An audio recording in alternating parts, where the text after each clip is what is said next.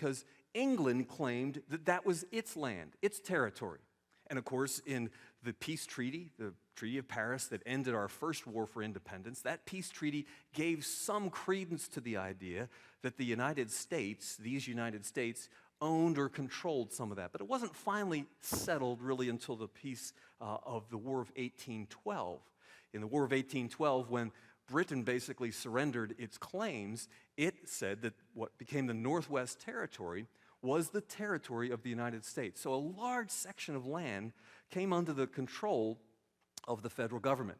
It came under control of the federal government for the sole purpose of preparing these lands ultimately to move towards statehood. It was not something that was going to be permanently controlled by the federal government. So that's how the first great sections of land came into our country that became states that were beyond the 13 original states. The next was during the presidency of Thomas Jefferson. And Thomas Jefferson, as you know, made the greatest purchase in this early history of our country called the Louisiana Purchase, a huge territory that he didn't actually intend to purchase initially. The problem that Jefferson recognized is that the Mississippi River was absolutely vital to the economic survival of those western territories that were going to be moving towards states. If they were not able to use the navigable waterways of the Mississippi River for trade, they would not economically survive at all. And so when Spain, and there was a battle between Spain and France over the control of New Orleans, you can see those two territories meet there, essentially Spain claiming Florida up to New Orleans and France claiming New Orleans as well.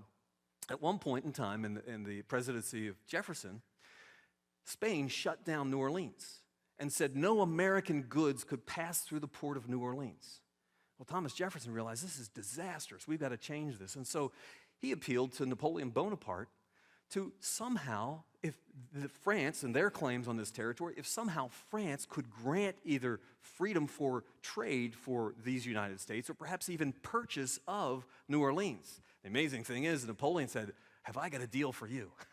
I'm not just going to sell you New Orleans. I want to sell you this whole Louisiana Purchase. You're going to get a huge tract of land, in fact, doubling the size of the United States in terms of land mass.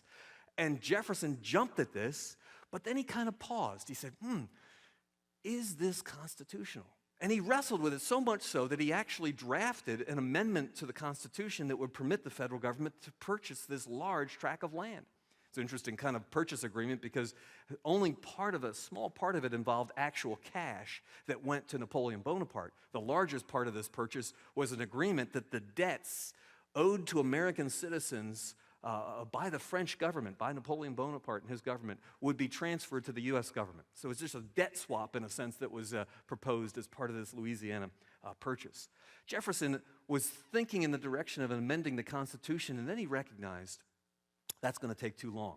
That's going to involve a lengthy process, and by the time we reach the end of that goal, we will probably have lost it altogether. Either Napoleon Bonaparte will have changed his mind, or maybe he'll have changed his price, or maybe he will have sold it to Spain. Who knows? And he realized that now was the time to strike. And so instead of going the route of a constitutional amendment, he proposed a treaty. And the treaty very quickly sailed through the Senate. They all agreed, this is a great deal, let's go ahead and purchase that. And so because Congress, through the Senate and the President, are granted the treaty-making power, they move forward in purchasing this vast tract of land in the advancement of our country. Now, in this tract of land, additional to this were later treaties with Great Britain that brought it up to the current line as to our northern boundary, and then other purchases took place. Ultimately, the final purchase in 1867 of Alaska, what many people in that day called Seward's Folly, by this huge, vast tract of frozen wilderness that it was, in their minds, of absolutely no value at all. It turns out to be an extremely valuable purchase. So that's the history of the expansion. And again, these they were designed to be temporary purchases and nothing other than temporary purchases in advance of preparing those territories so that they could move towards statehood. It was never intended that the federal government would own or control any of those lands in the ultimate sense of that word. Temporary ownership, just to give a summary of what that looked like. The Louisiana Purchase was 530 million acres. Then another tract in Britain and Spain, 76 million acres. Substantial acquisitions of 620 million acres through treaties of 1846, 1853, and then Alaska, 378 million acres. Vast expansion, very rapid expansion, recognizing that what needed to follow this is settlers needed to go in. They needed to develop communities, develop industry, develop an economy, and grow to a point where they could develop a self-governing system that would move towards statehood. Now, those who reject the constitutional vision of limited federal powers do not like this idea that the Constitution limits the federal government's ownership of land. And those who reject, therefore, the constitutional interpretation of our founders, they claim, and I'm quoting one of them here, the means by which the federal government came to own lands can effect which laws govern the management of that land. And so a set of our first 13 colonies, obviously, they became states by declaring independence from England. They joined the Union independently, each one of those 13 choosing to ratify the Articles of Confederation, then ratify the Constitution. That was one means of admission. But most of the rest of our country was first purchased by the federal government. And so the apologists for the federal land grab would claim that because the federal government purchased these lands, therefore those lands belong to the federal government and it can dispose of them how it chooses. The laws governing them differ than the laws that govern the other states. And so this would mean that states who joined the Union, formed from those territories purchased by the federal government, acquired those in the fashion that they were acquired. Therefore, there's different set of standards for them in terms of federal government controlling or owning land within their boundaries, as opposed to, say, the first 13 states that joined the Union, because they joined without any federal ownership of their lands before they came into the Union. But this would mean that there's a two-tier system in America. There's states who joined under one system, that the federal government had not purchased the land at all. And then there's those who the federal government did purchase the land, and therefore they are more under the thumb of the federal government than the other states. This two-tiered structure is what the apologists of the federal land grab will tell you is law in America today. And these are not small folks. These are folks who inhabit the highest levels of power in Washington, D.C., whether in the executive branch or the legislative branch, or certainly in the judicial branch as well. The question we have for them, as we do for every issue, is where in the text of the Constitution is there permission to do what you say the federal government has permission to do? Where is the justification for the federal government owning any land other than land that meets the Article 1, Section 8, Clause 17 restrictions on federal property ownership? In fact, if we look at the history and we look at what our founders said about the purposes and the meaning of the phrases that they incorporated into our Constitution, we find a very different understanding than the apologists for the federal land grab. For example, I think justly called the father of our Constitution, James Madison said, and he said on paper, because his first draft of the Constitution was what they were debating over. In his first draft of the Constitution, notice the wording he used regarding new states being admitted to the Union. If admission be consented to, that is, a new state is consented to join the Union, if admission be consented to, new states shall be admitted on the same terms with the original states. That's pretty clear. He even got more vociferous when he insisted that the Western states neither would nor ought to submit to a union which degraded them from an equal rank with the other states. We might say, well, that's James Madison. Anybody else think that? Oh, yes. In the debates, George Mason said the following. George Mason said, if the Western states are to be admitted to the Union, they must be treated as equals and subject to no degrading discrimination. They will have the same pride and other passions which we have, and will either not unite with or will speedily revolt from the Union if they are not in all respects placed on an equal footing with their brethren. And that phrase, equal footing, caught hold, because that's how the founders interpreted the idea of a new state coming into the Union. They would come in on an equal footing, and that began to be talked about as the equal footing doctrine. And even the Supreme Court, before it became corrupted recognized this equal footing doctrine. For example, this case which, in the city of Chicago in 1883 said the doctrine, that is the equal footing doctrine, means that equality of constitutional right and power is the condition of all states of the Union, old and new. So they recognized the debate. Did the old states come in under a different deal than the new states? They said, no. Everybody came under the exact same deal. And so this term, equal footing doctrine, also appears in almost all of the state enabling acts that we have studied. They include this phrase quite often in most of those. Sometimes there's a slight variation in the phrase, but the enabling acts generally say, into the Union on an equal footing. This state is being admitted into the Union on an equal footing with the original states in all respects whatsoever. To me, that covers the ground. There's nothing accepted.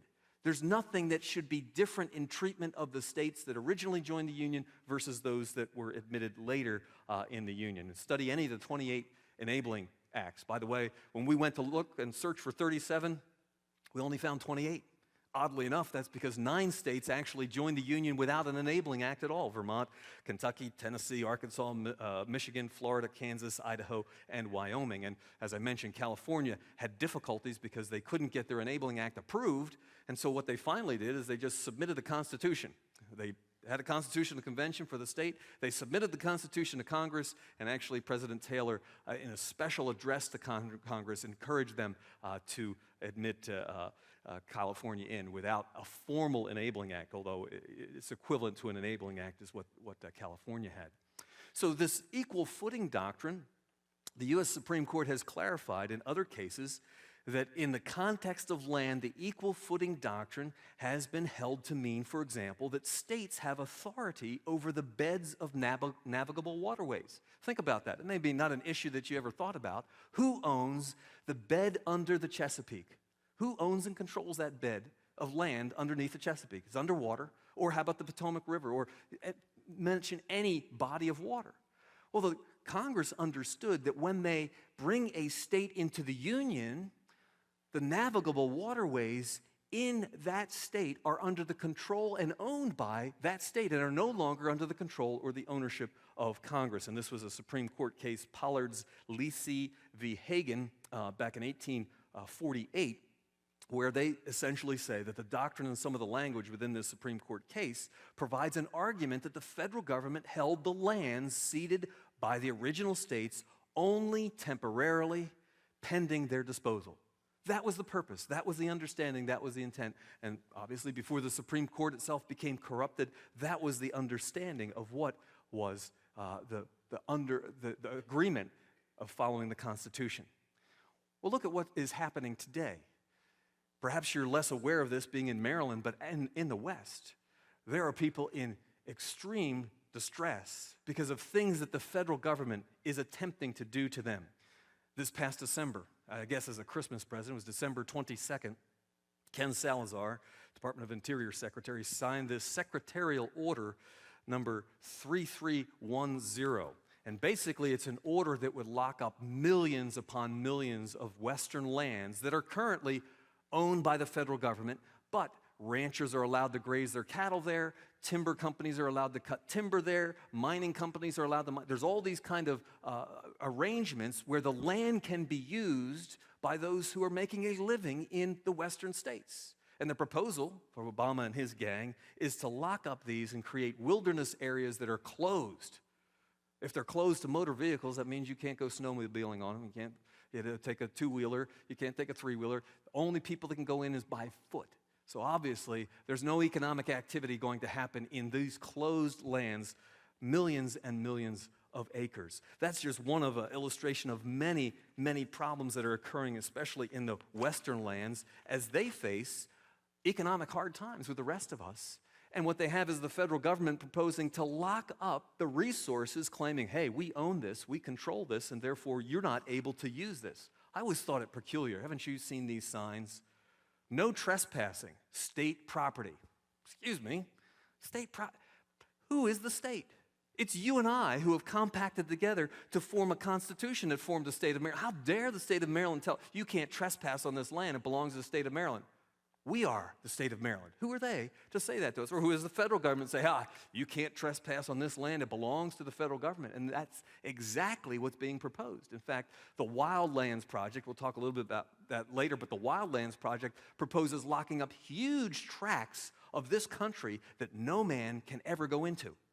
They're just supposedly left to the wildlands, left to the animals. Well, if you know the history of our country, and know the process by which the current states came into the Union, we know that it started with the state of Delaware. The state of Delaware was the first one that ratified the Constitution there in December of 1787. That same month, Pennsylvania, New Jersey. The next month in January, Georgia, Connecticut. And then the next month, Massachusetts and Maryland there in April. And South Carolina in May, New Hampshire in June. And at that point, when 9 states had ratified the Constitution became effective for those 9 states. In a sense, they formed their own country.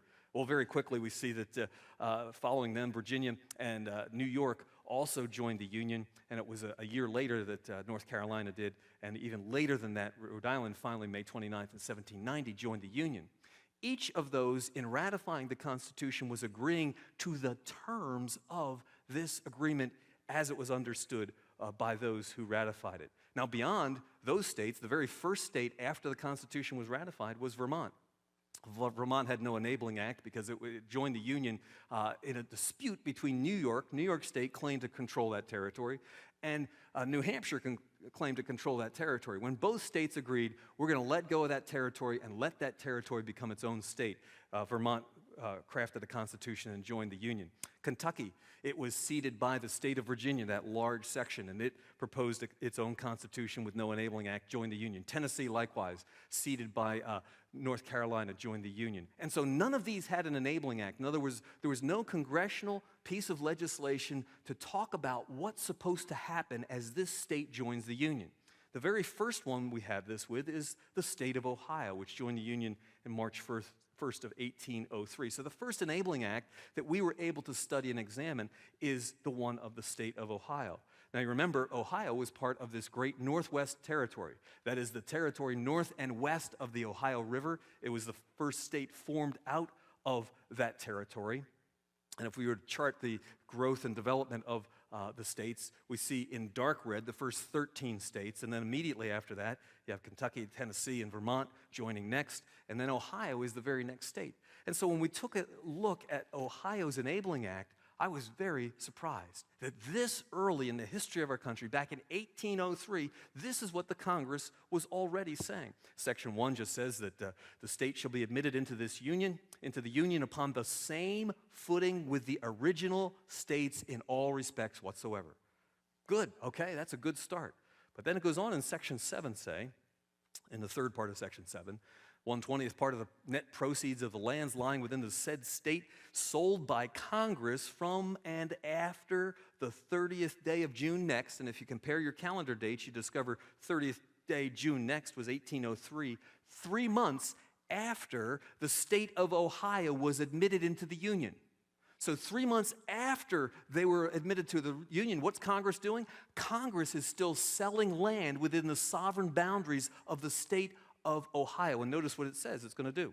After deducting all expenses incident to the same, that's incident to selling the land, shall be applied to the laying out and making public roads leading from the navigable waters, emptying into the Atlantic to the Ohio, to the said state, and through the same such roads to be laid out under the authority of Congress. Well, the authority of Congress, laying out roads.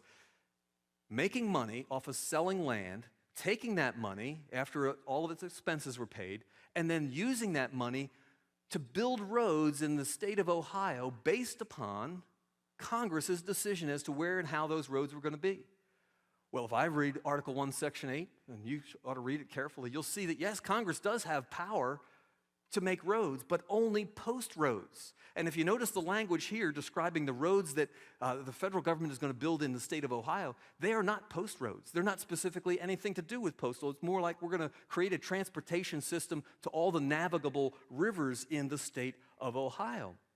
And then it provided always that the 3 foregoing propositions herein offered are on the condition that the convention of the said state, that is Ohio, shall provide by an ordinance irrevocable. They're going to lay down a law that can never be changed according to them. Irrevocable law that each tract of land sold by Congress from and after the 30th day of June next, that's after 3 months after they became a state, after June next, shall be and remain exempt from any tax laid by the order or under the authority of the state, whether for state, county, township, or any other purpose, whatever, for the term of 5 years from and after the date of sale. So not only is Congress saying how it's going to spend the money that it obtains from the sale of this property, it's telling the state of Ohio it cannot tax the property in that state for 5 years for anyone who has purchased property from the federal government. Where in the Constitution does the federal government have the power to do this? Nowhere at all. And so that puzzled me, and I read some of the other responses, because the convention in Ohio responded to the Enabling Act of the federal government. So, okay, well, you say this, here's what we say. And notice what they say in response. We do resolve to accept of the said propositions, provided the following additions to and modifications of the said propositions shall be agreed to by the Congress, that not less than 3% of the net proceeds of the land of the United States lying within the limits of the state of Ohio sold and to be sold after the 30th day of June last shall be applied in laying out of roads within the state. Congress has said 5%, they said 3%. They're just dickering over the details. They are not recognizing that what Congress is doing here is completely unconstitutional.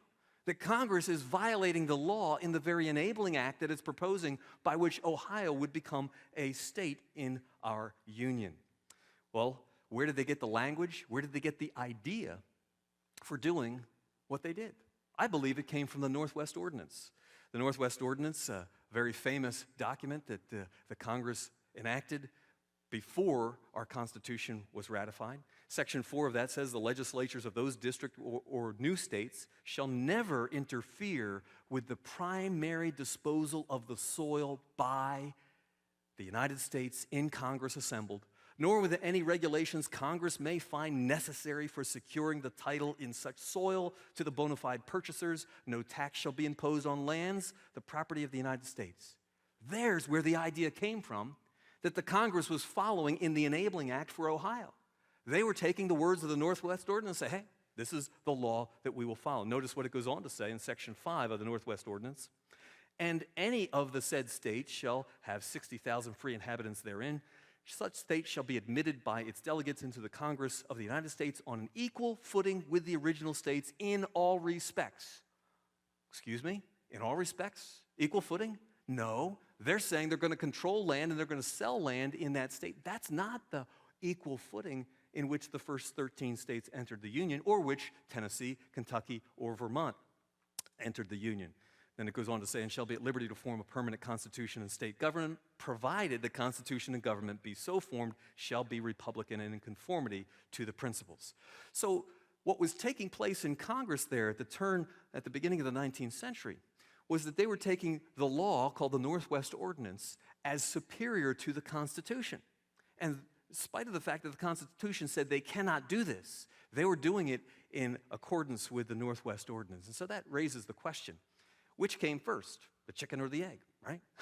Which came first? The Northwest Ordinance, look at the date for the Northwest Ordinance, July 13th, 1787. What was happening July 13th, 1787 in Philadelphia? Oh, there was a group of men gathered, 55 men gathered. They were in the heat of the summer of the Constitutional Convention in Philadelphia. While in New York, Congress was meeting, and Congress passed and ratified the Northwest Ordinance July 13th. And our U.S. Constitution obviously wasn't signed until September 17th, and obviously it wasn't even valid law at that point. It was just proposed to Congress, and then Congress would pass it on to the states. And we know that when the 9th state, New Hampshire, ratified that Constitution on June 21st, 1788, the Constitution became effective for the first time. So look at the dates there. Northwest Ordinance, 1787. Ratification of the Constitution, 1788. Which is the supreme law of the land? Well, you know what the Constitution says, that the supreme law of the land is the Constitution of the United States and the laws made in pursuance thereof. That is the laws that are constitutional. And so the Northwest Ordinance can be reckoned with, but must be evaluated by the Constitution for its provisions to be legal in our state or in any state. And so the date of the admission of the first 13 states, we see that, as we mentioned, Rhode Island was the last. And obviously the Constitution and the laws of the United States, which shall be made in pursuance thereof, shall be the supreme law of the land, not the Northwest Ordinance. And so we have Vermont, Kentucky, Tennessee coming in under one deal, Ohio coming in under a very different deal. Well, let's look at the very next state, the 18th state, Louisiana, that entered in April 30th, 1812, just as the War of 1812 was being launched. And you remember, it was part of that Louisiana Purchase that was that great tract of land. And notice what it says in the Enabling Act for the state of Louisiana.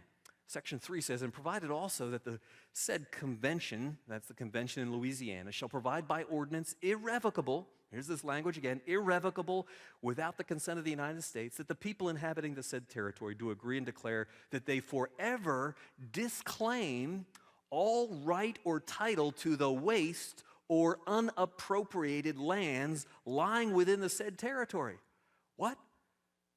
An irrevocable law that they will forever give up any claim to lands that have not been deeded to a specific individual or claimed by the state of Louisiana in one way, shape, or form. All the, quote, wasteland or unappropriated land. And then it goes on, and that wasteland shall be and remain at the sole and entire disposition of the United States. And moreover, that each and every tract of land sold by Congress shall be and remain exempt from any tax laid for the term of 5 years from and after the respective days of the sale thereof. So Louisiana, they were expressing it even more forcefully than they were in the Enabling Act of the state of Ohio. And it says, and be further enacted that 5% of the net proceeds of the sales of the lands of the United States after the first day of January 1812 shall be applied to laying out and constructing public roads and levees in the said state as the legislature may direct. That's the state legislature. So there's one softening of their position. They're allowing the state legislature of Louisiana to determine the road layout and the levee building in their state. What is going on? The federal government is acting unconstitutionally, and it's forcing the states as they come into the union, you abide by our unconstitutional agreement or we won't let you into the union.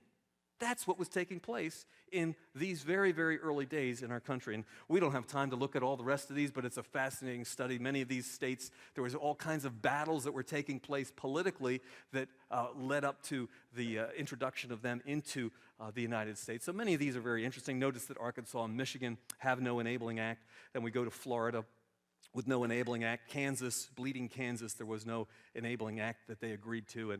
And on down to our day, with Hawaii being the last, no enabling act for Idaho or Wyoming. Wyoming was so bold as to, and I like this attitude, but perhaps it's was not appropriate then. They were so bold to say, we don't even need an enabling act. We're just going to form a convention here in Wyoming. We're going to propose a constitution, and basically going to demand that Congress accept us as a state. It's essentially what Wyoming did in their attempt, and they were successful in becoming a state in the Union. There's also some fascinating stories there about what was taking place politically. The state of Nevada actually was rushed through the enabling process in order to get the 16th president reelected. That's right. They wanted enough electoral votes. They were counting noses and figuring out, oh yeah, if we get Nevada in very quickly here, we could be sure that the 16th tyrant will be re-elected, and so he was. Nevada was part of the help of that. Here's just a chart. The dark red are the original, and then the lighter red, the next, and then the blue are increasingly to the point of Alaska being, and Hawaii being the last admitted to our union. So let's jump ahead in time and look at the Enabling Act of Alaska and to see how that compares with the language that we've seen thus far. And Section 1 speaks in similar language, that being enacted by the Senate and House of Representatives of the United States of America and Congress assembled, that subject to the provisions of this act and upon the issuance of proclamation required by Section 8C of this act, the state of Alaska is hereby declared to be a state of the United States of America, is declared admitted into the Union on an equal footing with the other states in all respects, whatever, and the Constitution formed pursuant to the provision of the Act of the Territorial Legislature of Alaska, entitled An Act to Provide for the Holding of a Constitutional Convention to prepare a Constitution for the State of Alaska, to submit the Constitution to the people for adoption or rejection, to prepare for the admission of Alaska as a state, to make appropriation and setting an effective date, and so on. adopted by a vote of the people of Alaska, April 24th, 1956, and hereby found to be a republican in form and conformity with the Constitution of the United States and the principles of the Declaration of Independence, and is hereby accepted, ratified, and confirmed. I like that. They not only say it's in complete harmony with our Constitution, the U.S. Constitution, but also with the principles of the Declaration of Independence. That's good. Great start. And then we turn to Section 6 of the Alaska Statehood Act. And I'll jump over that section. The state of Alaska, in addition to many other grants made in this section, is hereby granted and shall be entitled to select within 25 years after the admission of the state into the Union, not to exceed 2,550,000 acres from the public lands of the United States in Alaska, which are vacant, unappropriated, and unreserved at the time of their selection, provided that nothing herein contained shall affect in any valid existing claim, location, or entry under the laws of the United States, and so on and so forth. And so they were saying, we're going to be very generous to the state of Alaska. And you think of that, that's a huge tract of land, 102 million acres, but consider the total land mass of Alaska. Total land mass of Alaska is 424,491,520 acres, and the gift that the federal government was saying the state of Alaska could have this gift, the gift of 102,550,000 acres, is really only 24% of the state. In other words, the federal government said, we own just about everything, and in our great largesse, we're going to give you this portion, 24% of the state you can have. The rest of it belongs to us. We are in control of all that enormous tract of land. And so you can see the change in attitude from Louisiana and Ohio. There's some tentativeness about what they're doing in the land grab. But by the time it comes to Alaska, it's like, no, we control all of this, and we're going to parcel out to you what we choose. And that chart there, the gray area is what's owned and controlled by the federal government, and the rest belongs to state or individual property owners. Now, if you compare, Alaska really isn't the worst of the states in terms of the amount of federal government grab and control. You could see the worst is the state of Nevada. And you could see very clearly that the percentage of land claimed to be owned and controlled by the federal government is predominantly in the western states. In fact, if we were just to chart it out this way, you'll see Nevada is the worst there with 84.5% of its land claimed to be owned and controlled. Alaska, 69%, Utah, 57%, and so on down the list. But the vast majority of federal lands are controlled in the western states, which is why the battles that have taken place politically have primarily been in the West, where those people are directly affected. Their livelihoods are endangered by changes in federal regulation. Let's go back just for a moment and remind ourselves of what the meaning of the admission clause is in our Constitution. Article 4, Section 3, new states may be admitted by Congress into this union. What did they mean by that? They meant admitted on an equal footing with all the states that already had joined the union, not second-class citizens because they came in late, or this property clause of our U.S. Constitution, Article 4, Section 3, Congress shall have power to dispose of and make all needful rules and regulations respecting the territory. This is not respecting a state, it's respecting a territory and not a state. And so what we have in today's reality is the federal government locking up enormous tracts of land, in fact, proposing to lock up even more tracts of land. There's a whole number of articles. If you just Google federal land grab, you'll find many, many things that are taking place today. For example, in Florida, the federal government dictates how land is going to be used by people in Florida, even on private property. For example, they the federal government wants to control the use of 150,000 acres of private property north of Lake Okeechobee, designating this as a wildlife refuge, even though it's private property. And so they're appropriating $700 million tax dollars to buy 50,000 of the 150,000 acres so that they can secure conservation easements on the remaining 100,000 acres that are privately owned, to tell the people who own that property how they're going to farm the property, how they're going to use the property, they're going to control it. And what's their justification? Well, that's the headwaters of the Everglades. And if a landowner does something up in that headwaters of the Everglades that pollutes the water, it's going to affect the Everglades. And because the Everglades is a national park, we, the federal government, have the right to protect this national park, and therefore the headwaters, the water feeds into this we can claim control of that, even though it's held in private hands and is not public land.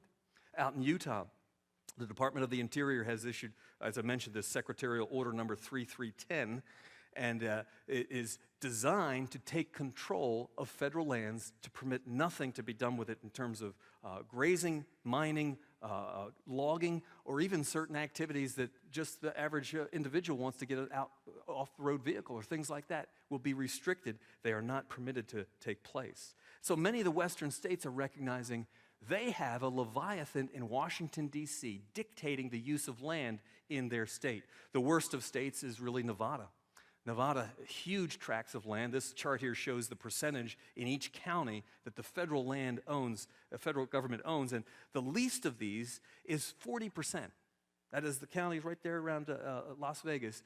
40% of the land in that county is controlled and owned, quote unquote, owned by the federal government.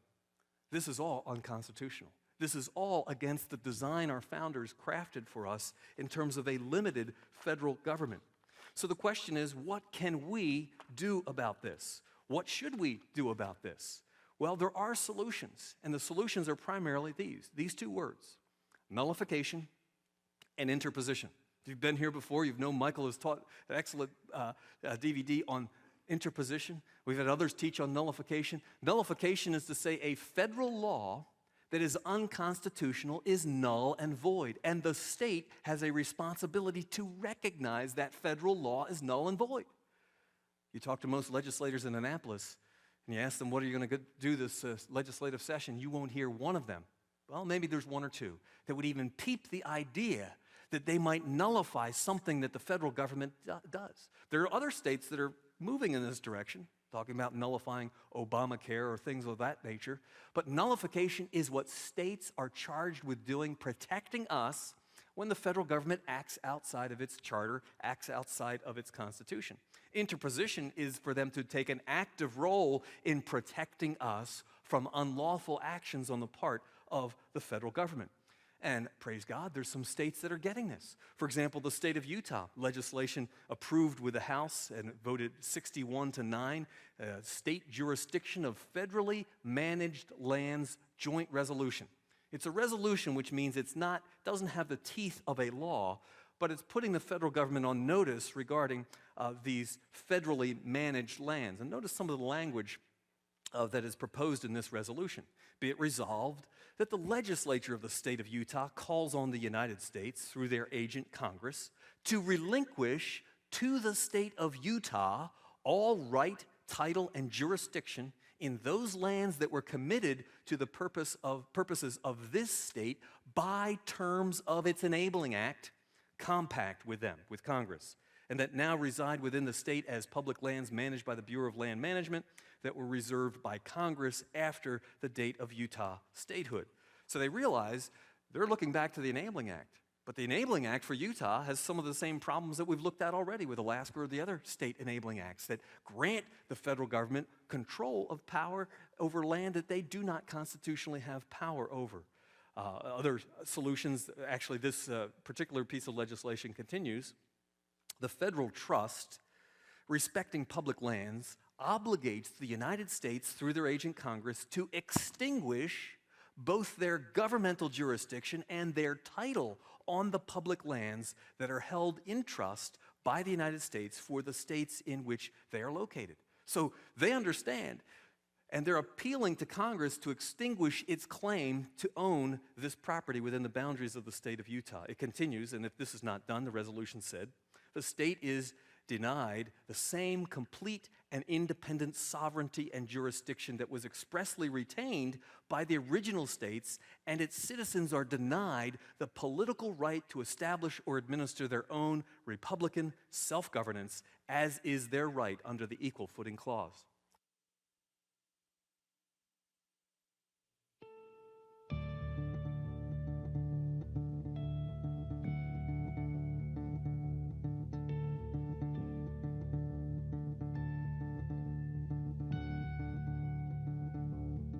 The good stuff in there, huh? It's crazy how things went off the rails right from the very beginning. All right, we are going to open with a word of prayer and then do our pledge. Dear Heavenly Father, we want to ask for your presence here this evening and that you would guide all the discussion and the education that we're getting. And we pray also that it would not just stop here, that each person involved in this course, educating themselves, learning more about your will and the way that this country was set up. We pray that each one would find that burning Holy Spirit fire in them and that they would find a way to make a difference, because we can all do something. We can't do everything, but we can all do something. And we thank you and ask your blessing on this time. And we also would pray for our Pastor Dave as he's struggling with some health issues at this time. And we want to come against all of that and that he be restored to full health. In Jesus' name, amen. Okay. So, yeah. Ready? Begin. I pledge allegiance to the flag of the United States of America and to the republic for which it stands, one nation under God, indivisible, with liberty and justice for all. Thank you. Okay, so I'm going to have her put up the slide once again just to, so you guys can take a look at, for a little bit longer, who's owning the West. Doesn't look like it belongs to us, does it? And it's even going to, you're going to find out some more things this evening about some of the terrible things that have gone on with the Agenda 21. I sent you a sheet on that. And then the other one just went blank. The constitutional sheriff stuff, which is for interposition. Next week's early video will be on interposition, so you'll really get a good handle on that, and that's what's super important for us to all understand. All right. What's that? Yeah, you're right. Sorry, it's not next week. We have next week off. Everybody remember that? It'll be the following week. Thank you for correcting me on that, because I need that. Okay, that's not working.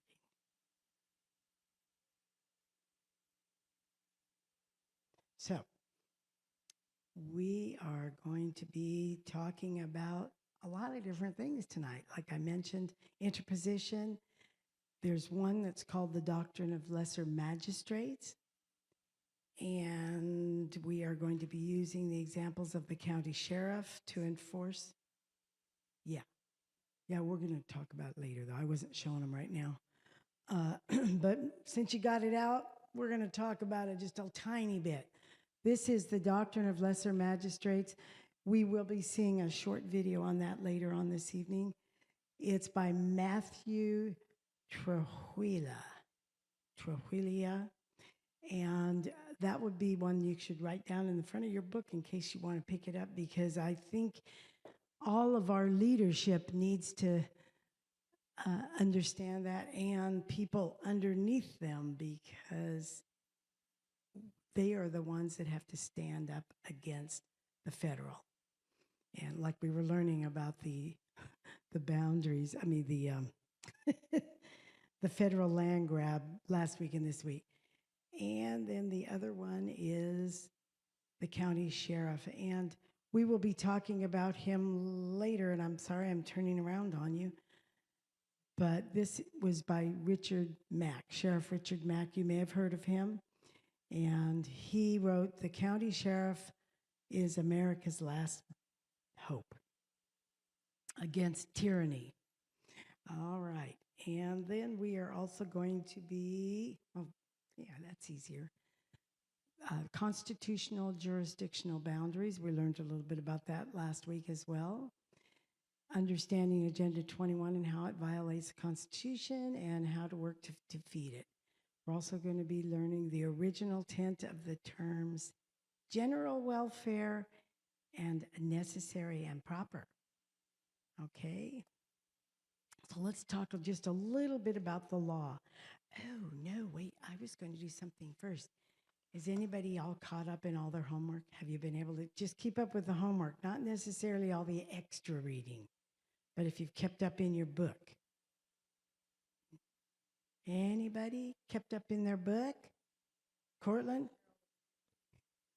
Oh, you have?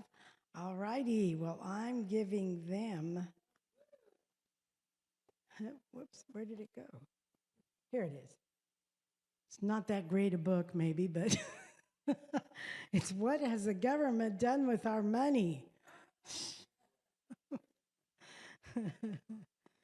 Yeah, it's sort of a bummer what they've been doing, huh?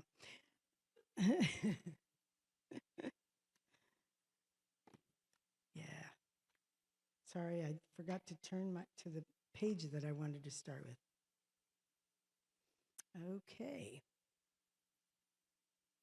So, talking about the book that you're working on, the law, we've been reading and highlighting some differences and things in Bastiat's between socialism and the true purpose of law. The term progressivism today is interchangeable with what Bastiat referred to as socialism. Law is a negative concept. It's the harmlessness of the mission performed by law and lawful defense is self-evident. The usefulness is obvious and the legitimacy cannot be disputed because we do need it.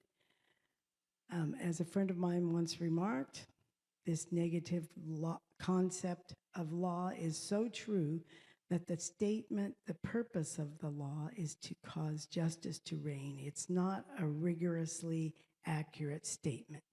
It ought to be stated that the purpose of the law is to prevent injustice from reigning.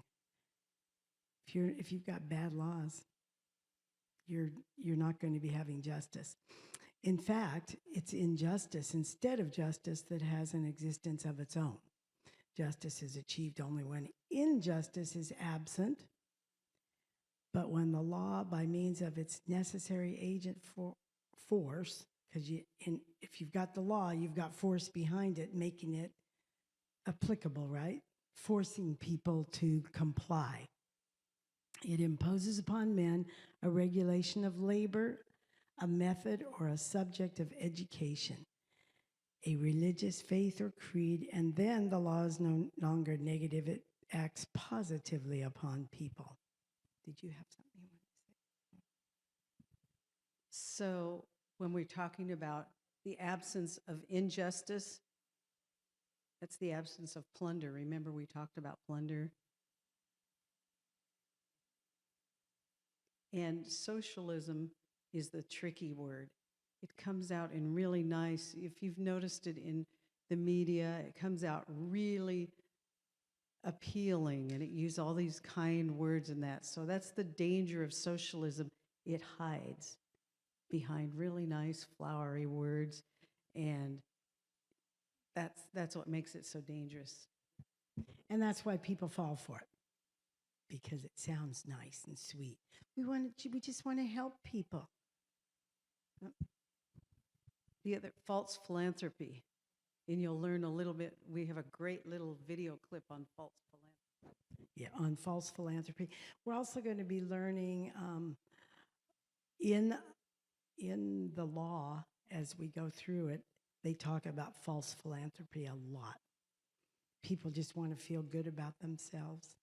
And so they force other people to do nice things for people instead of them doing it through charitable giving themselves. Does that make sense? So we're going to have a good video on some of that tonight. Try to imagine a regulation of labor imposed by force that is not a violation of liberty. A transfer of wealth imposed by force that's not a violation of property. If you can't reconcile these contradictions, then you must conclude that the law cannot organize labor and industry without organizing injustice. I know it's a mouthful, this stuff. It's not like it's just a blurb and you're done. It's a lot to remember, and you really have to think about every single one of those sentences for a period of time before it actually clicks. So the political approach, when a politician views society from the seclusion of his office, he's struck by the spectacle of the inequality that he sees. He deplores the deprivations that are the lot of so many of our brothers, deprivations which appear to be even sadder when contrasted with luxury and wealth. He attempts to remedy the evil by increasing and perpetuating the very thing that caused the evil in the first place, legal plunder. We have seen that justice is a negative concept. Is there even one of these positive legal actions that does not contain the principle of plunder? Sebastian goes on to expound on the effects of this on charity, education, and morals. And there is a confusion of terms. Socialism, like the ancient ideas from which it springs, confuses the distinction between government and society, kind of like what Sue just mentioned. As a result of this, every time we object to a thing being done by our government, the socialists conclude that we object to its being done at all. No, it's just the wrong arena for it being done. There was an influence of socialist writers. That was that one little section there. How did politicians ever come to believe this weird idea that law could be made to produce what it does not contain? Doesn't contain the wealth, the science, and the religion that in a positive sense constitute prosperity? Is it due to the influence of our modern writers on public affairs? Now remember, this guy wrote this stuff in 1850. So it's not like it was something just from yesterday, but it sounds like it was. Alternative view to Obamacare, Socrates Club debate, Oregon University, and this is Dinesh D'Souza and Michael Shermer.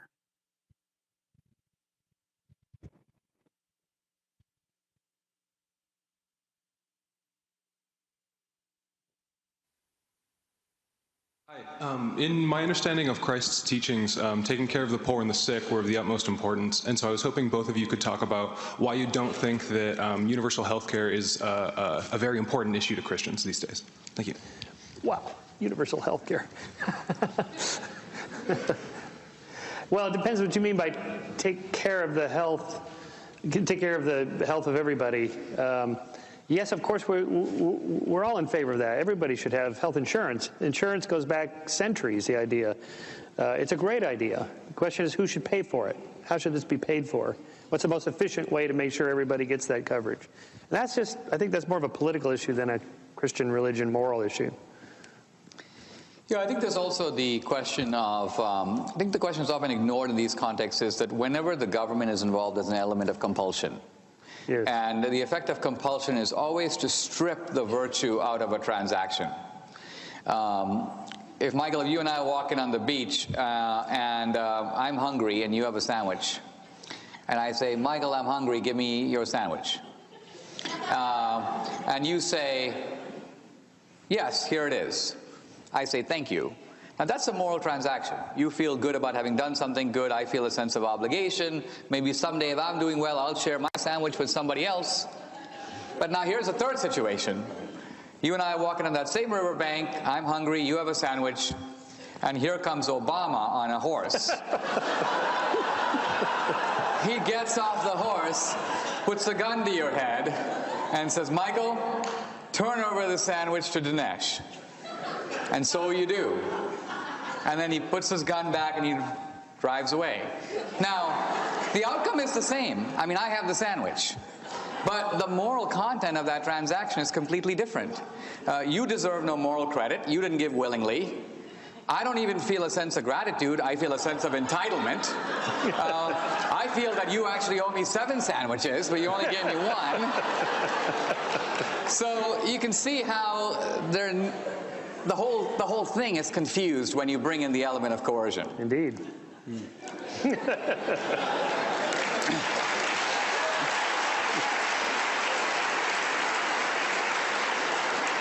I should point out, just for the other side, their argument is that, for example, if we need to fund the military to protect our liberties from foreign countries, and you say, well, but that's an element of coercion, and you're going to take my taxes at the point of a gun and fund these military, and I don't want to do it, and the government shouldn't do that, then we're not going to have a military, and then we're going to be invaded, and then somebody else is going to put a gun to your head. Either way, there's going to be a certain element of coercion. But even that doesn't fully work, because the military does protect you and me both, whereas the taking of the sandwich to you, from you to me, hurts you and benefits me. So my point is, any government that robs Peter to pay Paul can obviously keep counting on Paul's support. Yes. That's the problem. Okay, let's move to the next question. Mr. D'Souza, you began with humans are bent or inherently morally imperfect. In the sandwich reference, you presumably believe that Obama should not hold the metaphorical gun to Sherman's head, that he will share that sandwich freely. If humans are not inherently moral, how is this a valid expectation, and why should Obama not hold the gun to Sherman's head, so to speak?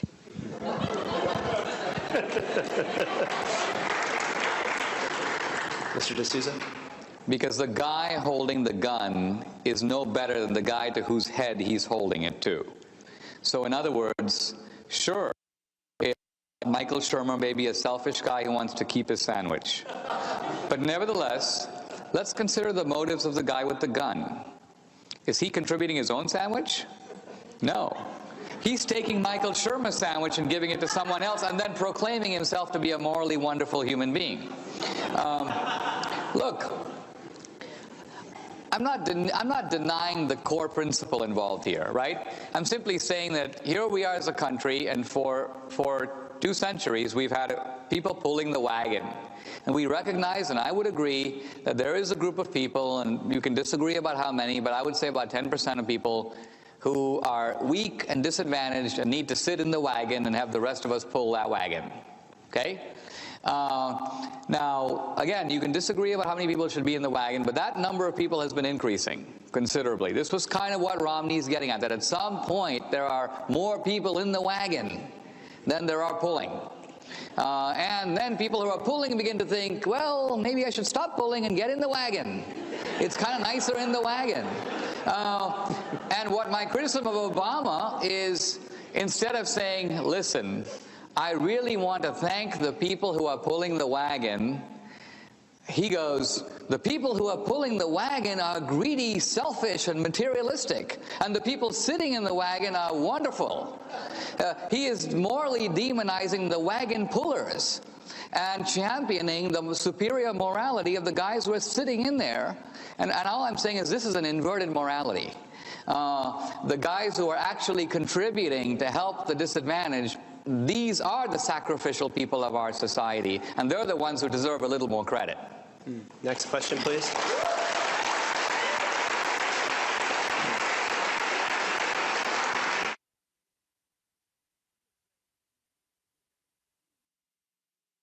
That's why we were talking about the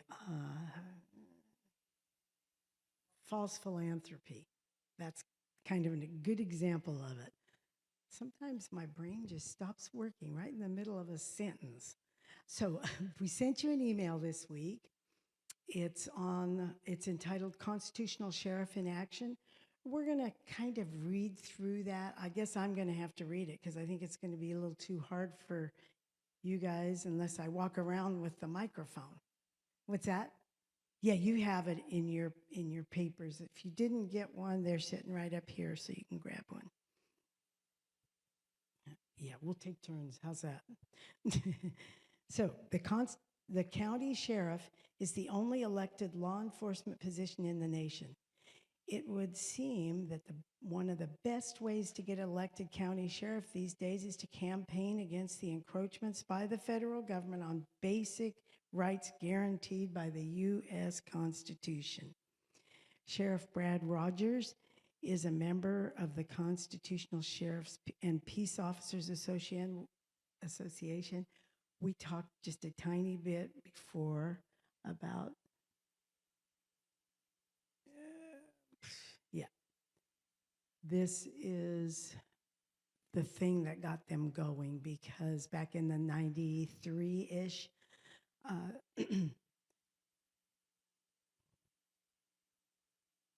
Bill Clinton, when he was president, just started doing all kinds of things. And one of them was,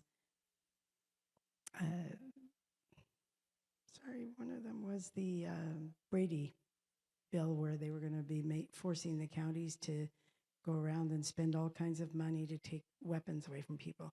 But we're going to talk about this. I'm sorry, I got sidetracked. Huh? Yeah, that's what I said, yeah. And so it was recently afforded an opportunity to act on that promise. And you can also look up Oath Keepers.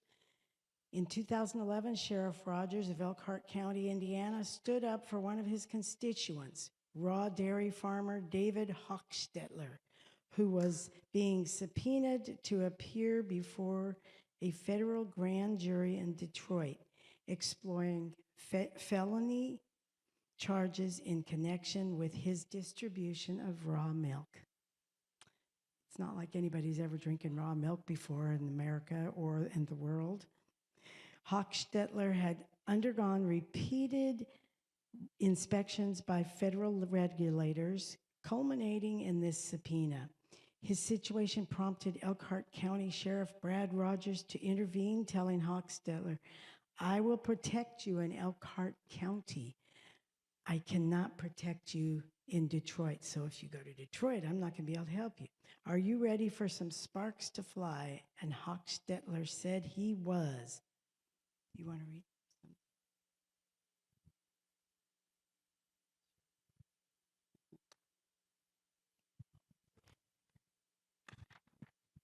Sheriff Rogers advised the feds to watch their step or face arrest by his department, stating the continuous inspections of Hochstetler constituted harassment and were unreasonable. Rogers emailed the Justice Department trial attorney. This is notice that if there are any further attempts to inspect this farm without a search warrant signed by a trial judge, I will have you removed or arrested for trespassing. Raw. The response from the Justice Department declared that the federal government had precedents based on the Supremacy Clause, Article 6 of the Constitution. Rogers responded back by telling him the federal government is supreme if the issue at hand has to do with the Constitution. Note, there's no mention of raw milk or any other food product or production in the Constitution. That's Article 1, Section 8. Also Amendments 9 and 10. All right, so this exchange happened on a Friday. On Tuesday, Mr. Hochstetler received a certified letter from the Department of Justice saying that they had withdrawn the subpoena. The U.S. Department of Justice attorney had no reply when interviewed regarding this exchange. This story is about much more than just raw milk. I'm sure we all know that. It's about the role of the federal government in the affairs of the state. They had no business being there. And sheriffs take an oath to uphold the Constitution, not to enforce arbitrary, unconstitutional mandates or inspections by federal regulators or bureaucrats. It's about the federal government trampling on individual rights. The arrogance of thinking federal law trumps everything flies in the face of which amendment? The 10th Amendment. Rogers said, if we think the federal government trumps everything, we're destined for big trouble in the freedoms here in our country.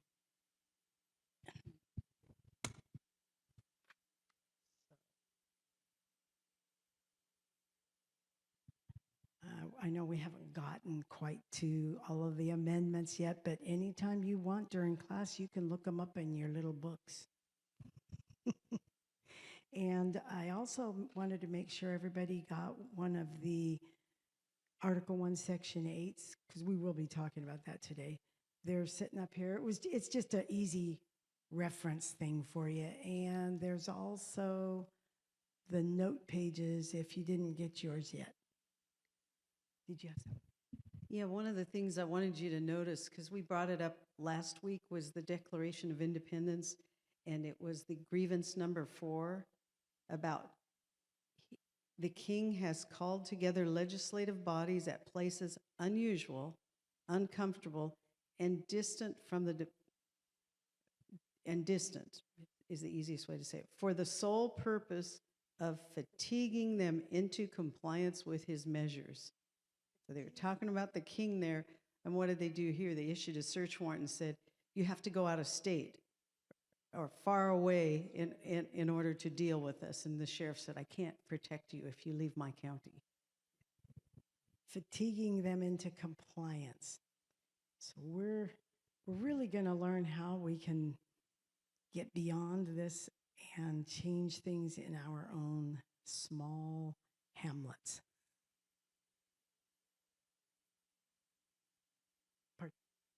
How come isn't the sheriff here? Oh, I don't know. Did anybody invite the sheriff to come? We've been trying to do that. You know, I do have to say, though, our sheriff up in Nevada County during the COVID debacle was not a big problem. It was the independent places that were the problems, and she didn't really make a big deal of things. The sheriff's deputy sheriffs, they actually all voted to not make people wear masks or enforce whatever was going on with all that stuff. So those are positive things that can happen if people take a stand. The trouble is, most people that are law abiding don't take a stand. And if you don't know what you don't know, how are you going to do anything about it? Right? Okay, let's move on.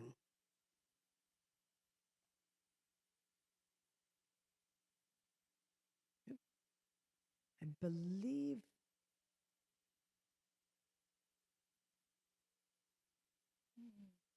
yeah, go ahead and go to the next slide.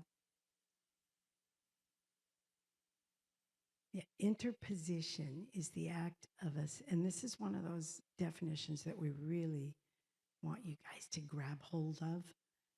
It's the act of a state or local law enforcement official or your sheriff while exercising its sovereignty and rejecting a federal mandate that it believes is unconstitutional or overreaching. That comes from Black's Law Dictionary. And remember during COVID, those big signs that we had here? Do you guys remember those?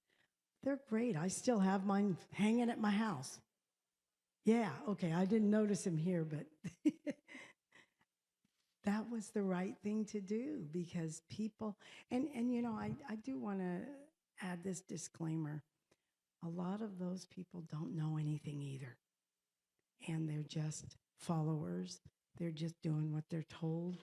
That's why it's so important for us to get all of this, the definitions, the Constitution, all of this under our belt so we know what we're talking about. And everything comes together if you do, and it's easy. It's not, oh, I don't know what I should do. I actually went into it was going to be a music recital, and when I got there, every single person had masks on. And I looked, uh-oh. So I walked up to the girl at the desk and I asked her, so are you going to accept my, what's it called when you get immunities? My immunities from God or something, my health card from God. And she said, no, I'm sorry, I can't. You either have to have a mask or you have to have proofs that you've had a vaccine. And so I said, well, I guess I can't go in then, can I? So I had to leave. But it's, I know, it's just something that it was terrible. And unfortunately, most of America caved into it. All right. So we need to get back on track here. I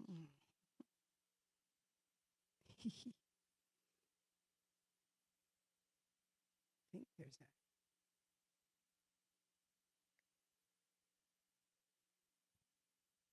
So the sheriff's going to be interposing and putting him or herself in between the citizens and the federal government.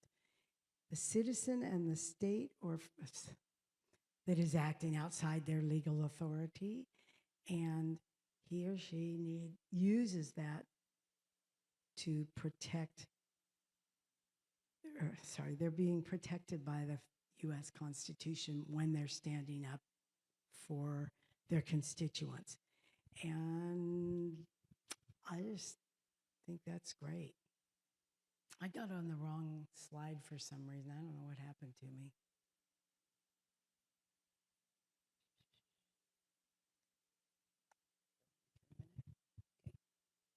So the definition of interposition, the action of a state or local authority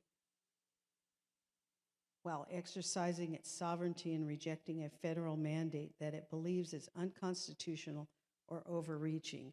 And so if the federal government's coming after me, right in front of me should be the county sheriff facing them off.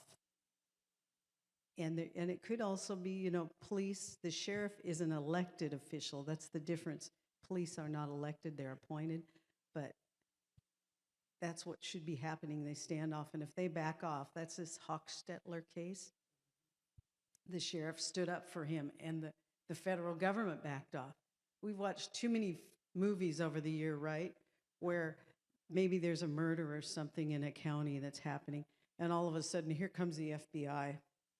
Everybody out of the way, we're taking over this. And all the sheriff has to say is, it's not your jurisdiction. Thanks. Okay, so we are going to be watching a video right now, and this is Sheriff Mack. You're going to meet him. So...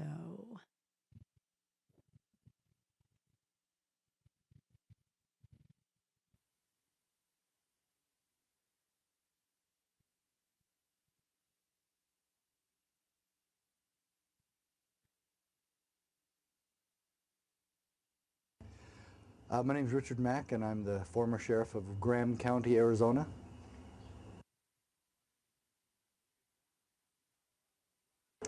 The county sheriff is the only elected law enforcement officer in the United States, and certainly in his county.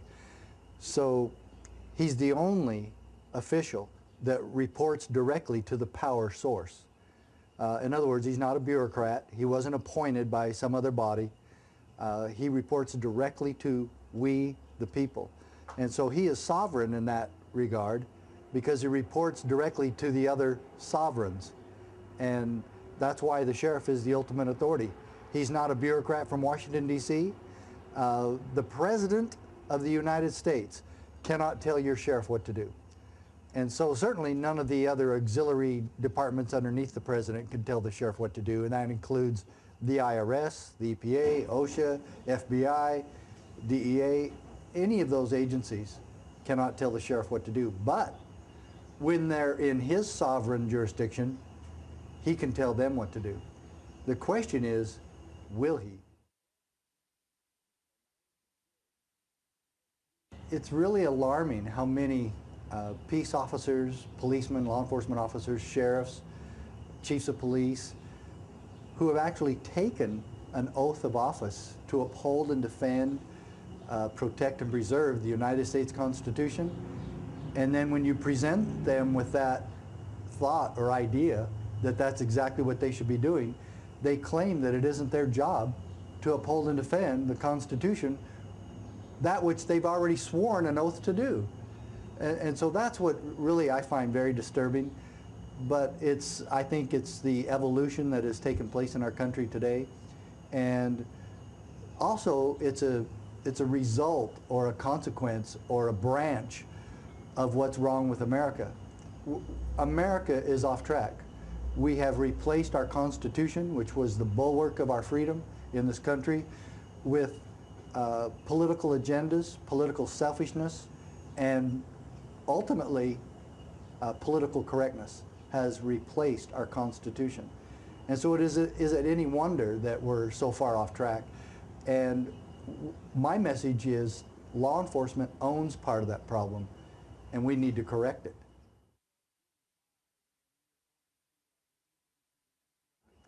No, the governor and the sheriff are pretty much equal. The governor is the sovereign leader over the state. The sheriff would probably supersede the governor within his county because he is the ultimate protector of the people within his jurisdiction. He can't let anybody violate the Constitution in his county. He cannot allow anyone to violate the rights of the people within his jurisdiction. It doesn't matter if it's the governor or the president, the IRS, FBI. He is in charge of protecting the constitutional freedoms of his jurisdiction. The governor, yeah, oversees the state, and she is, or he, very powerful, and they are equal in some ways and have the same responsibility to the people who elect them, and that is to uphold and defend their Constitution. I was probably the first sheriff in the United States to sue the federal government for doing that very thing, for promulgating a bill or law or statute that directly commandeers the sheriff for federal bidding.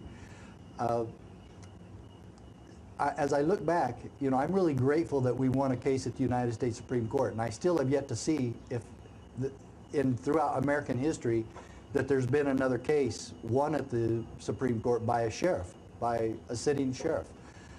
Sheriff Prince and I ended up taking this case all the way to the Supreme Court. We won on this very issue of state sovereignty, local autonomy, and the power of the county. And so when the, or any other legislative body passes a law, a supposed law, that forces the sheriff to violate his oath of office to protect and defend the Constitution, what does he do? And Judge Roll, in my case, actually said that Sheriff Mack is thus forced to choose between keeping his oath or obeying the act. And I think he nailed it right on the head there. That's the key question. What does all of law enforcement and what do all the sheriffs across the country do when a statute forces them to violate their constitutional oath? Well, I think it's easy. You keep your word to your oath. That's the ultimate law. The supreme law of the land is the Constitution. Nothing supersedes the Constitution. So let's put it back in its proper place. And I would say there was a sheriff from Montana that did not join the lawsuit, who I agree with. He did it the right way. He just said no. He said, we're not doing the Brady bill in this county. And that was, I believe, Sheriff Nixon. And as I look back, I wish that that's what we had done.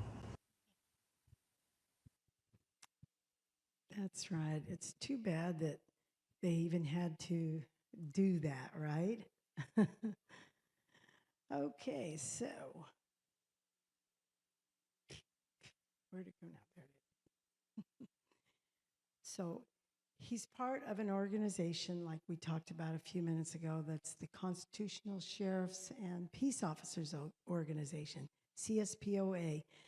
These constitutional sheriffs are actually practicing what's known as the doctrine of lesser magistrates. In other words, God has established 4 realms of government. Do you guys remember what those are? Think about it. We talked about last week, the walls of the, yeah. What?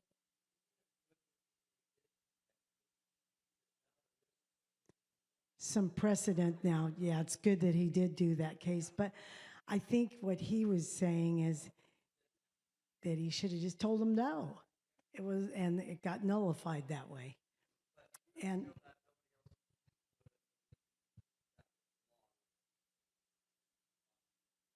right. So,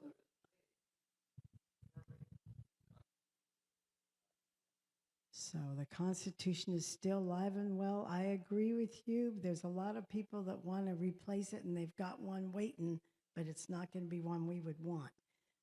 So do you remember those 4 jurisdictions we talked about? Somebody yell out. Start with 1. Church?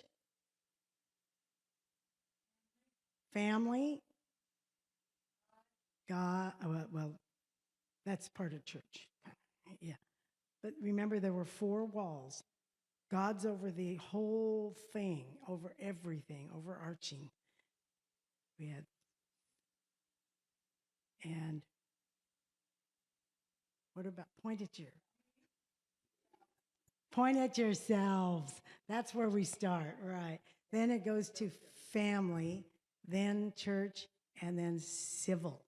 That's the government. Sue, you wanted to say something? That was self-government. Yeah. So you're first, and then it's your family, then the church, and then the civil's the smallest. I wanted to just give you a little example of this CSPOA things. In 2020, during the COVID times, there were a bunch of people. There was a big rally being held, a protest down at the Capitol. I happened to go to that with a friend. And, people were saying all kinds of things. And then all of a sudden, the CHP starts showing up. And they made a big line out right in front of the Capitol. And they had their nightsticks held sideways like this. And they were arm to arm all the way across. And all of a sudden, they'd say, I can't remember the word, I think it was move, and they'd take a step. And then they'd move, take another step, until they were just pushing the people out. And everybody, it was really interesting, people started saying, what about your oath? What about your oath? And I took the time, I started at one end because I knew Sheriff Mack, and I'd heard about CSPOA and what they were doing. And so I just walked by very politely, and I said, if you want to know more about your oath and what you should be doing, CSPOA, just remember CSPOA. And I went down the whole line, and some of them said, thank you, So those are the simple things you can do. I just happen to know, and this is an opportunity, so I called Sheriff Mack and said, guess what I got to do today? So one little person, but all the other people were saying, what about your oath? And I'm sure they were all perplexed. What do you mean, our oath? Yeah, that's right. And I'm glad you brought that up. I was going to have you bring it up. All right.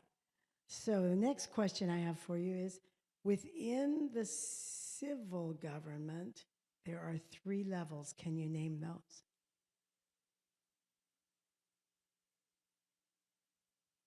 Within civil government. So there's, I'm sorry, I can't. Executive, judicial, well, sorry. We kind of got off just a little bit. Do you know how so all of this was set up just like our Bible was. And there were leaders over massive amounts of people. There were leaders over smaller amounts, and then there were leaders over just 10 or 15 people. Our local communities, exactly. And then there's the state and the federal. So that's, sorry, that I didn't preface that very well. There are 3 different levels. So that's going to be federal, state, and then local. Each of those has its own role, function, and jurisdiction. And if anyone invades the jurisdiction of another, there's chaos or tyranny that ensues, right? Well, the doctrine of that lesser magistrate is also known as nullification and provides a constitutional way to rein in a higher authority that has spurned its limitations. And if they've jumped over a jurisdiction, what is that called? And they're doing things they're not supposed to be doing? Usurpation. They're usurping power that does not belong to them. So it's just pardon me, breaking unconstitutional activity. It's okay. I just wanted to, these terms like usurpation, nullification, those are things you might want to make a list. Those are things you need to use out in public, because people will look perplexed. What do you mean by that? And then you can explain, because these are really important principles that everyone knew back at the time of the Constitution, but they've totally been lost and are really crucial today. And the same thing with interposition. That's another really good word. So the doctrine of the lesser magistrates, you saw that it was a proper resistance to tyranny and a repudiation of unlimited obedience to civil government, because we don't have to unequivocally follow what they say, especially if it's an unconstitutional or ungodly law. So we're going to watch a video now on how a powerful single county government can protect an entire state. Oh, hold on just a sec. Someone sent me this today, and it's, have you ever heard of Nick Shirley? And Nick Shirley's kind of a self-proclaimed journalist that's going out and just asking questions here and there, and he's made national headlines now. So here's a headline. What are they hiding? Radical California Democrats, and this is the Gateway Pundit, maybe you've heard of them. Radical California Democrats pass, quote, Stop Nick Shirley Act to criminalize investigative journalism and shield massive immigrant services fraud from scrutiny. Isn't that amazing? I just had to put that in there. And I'm sorry, one of the things that hasn't been happening over the last quite a few years is accountability with how the monies that are taken in by the state and the federal and even our local governments has been being wasted, just flushed down a toilet. All right, so we're going to watch this video now.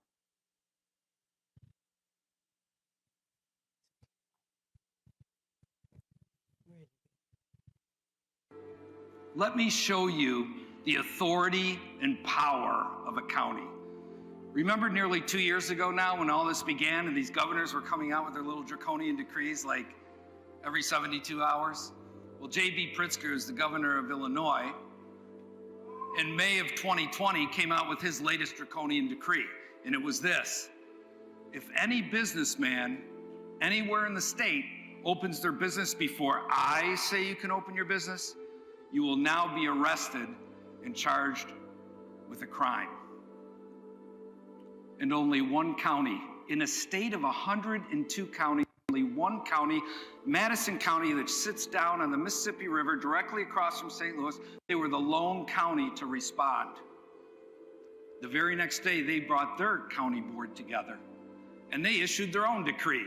And their decree said that their businessmen are free to reopen now, and that they'll use all their authority and all their power to protect their businessmen. They also cautioned the governor and the state not to interfere with their businessmen. Well, Governor Pritzker responded in good tyrant fashion. And the next day he held a press conference threatening Madison County to remove their federal money, to remove their state money, to do bad things to them. In fact, he did this for the next 3 days in a row. But Madison County held strong, resolute, unwavering, did not budge. And then, 7 days after Governor Pritzker had issued his order, the Illinois State Police put out a press release declaring that they would not arrest any businessman in the state who opened their business before Governor Pritzker said they could open their business. Amen.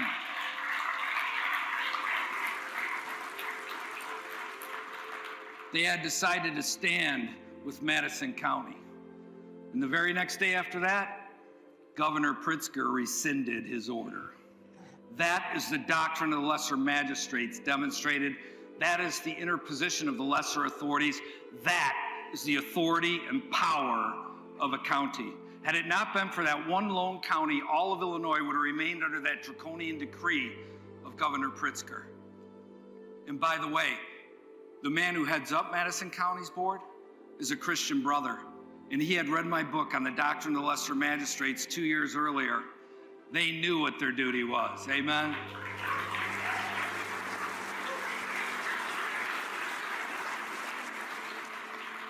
And what about Newton County, Missouri? Little Newton County, Missouri. Remember earlier this year when the Biden administration was threatening through law and policy to infringe on Americans' Second Amendment rights?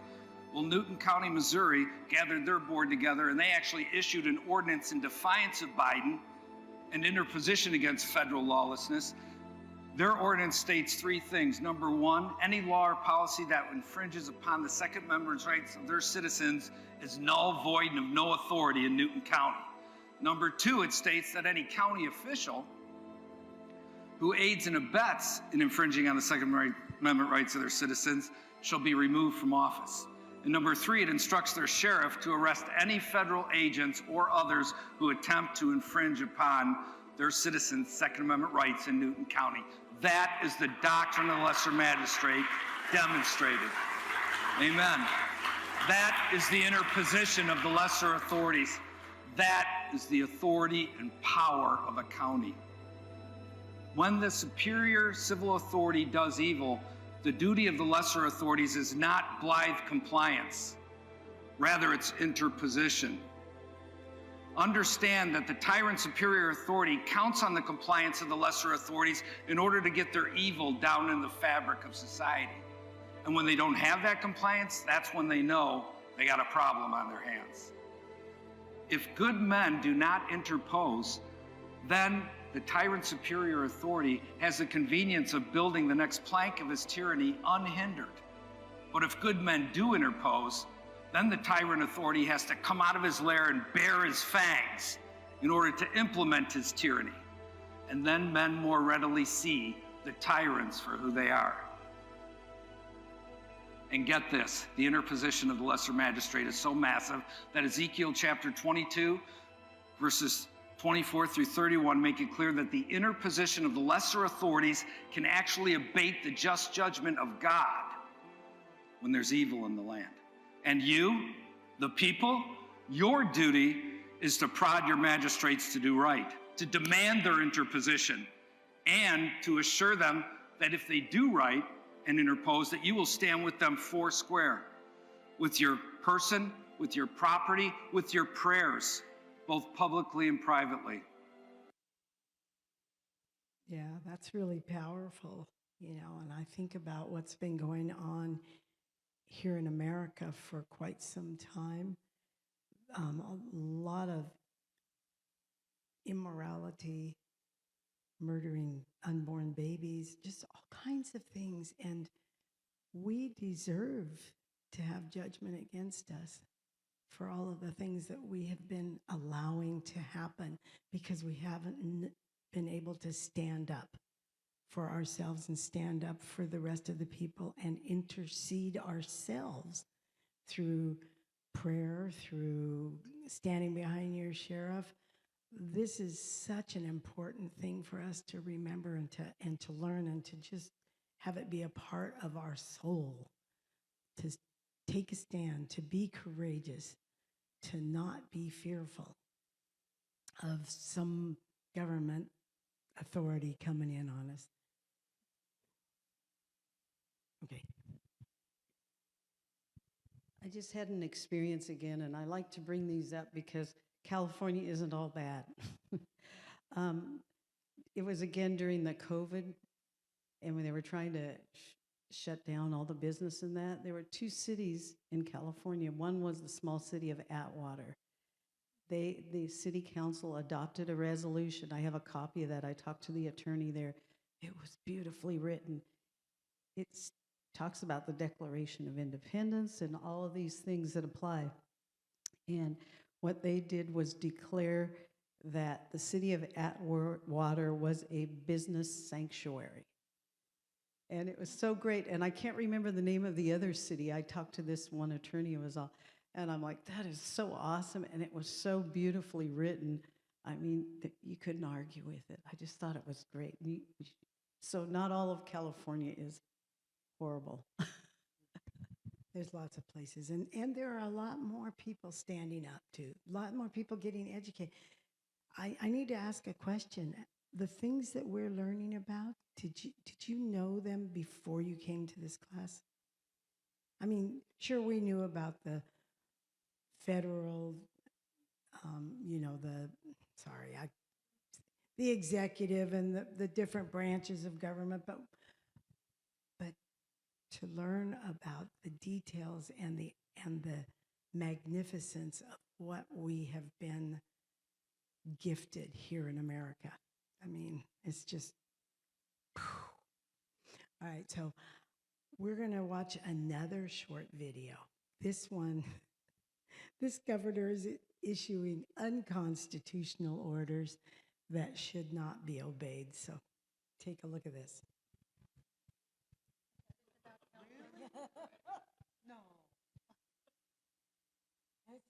You made that decision, and as I noted before, 15 congregants at a synagogue in New Jersey were arrested and charged for being in a synagogue together.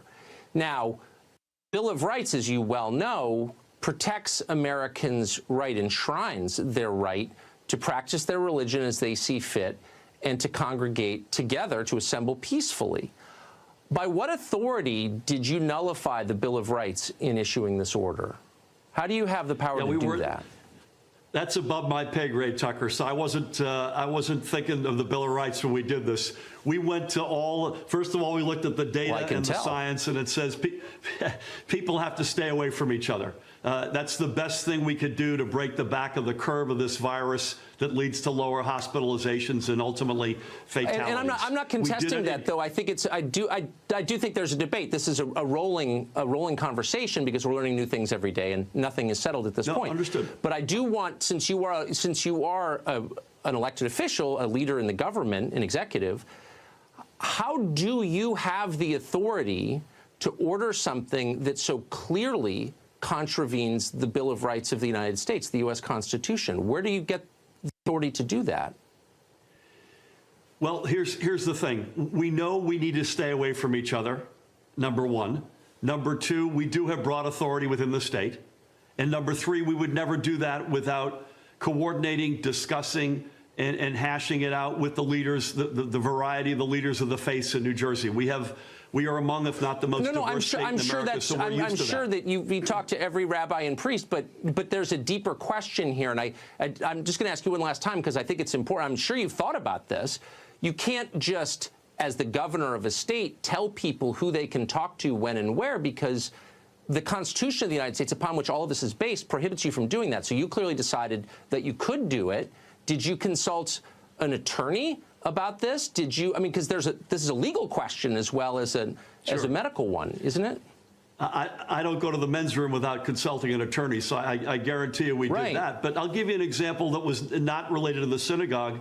I called up Cardinal Tobin, Cardinal Joe Tobin in Newark. There are 5 or 6 archdioceses in New Jersey. It was coming up to Easter and Holy Week in particular.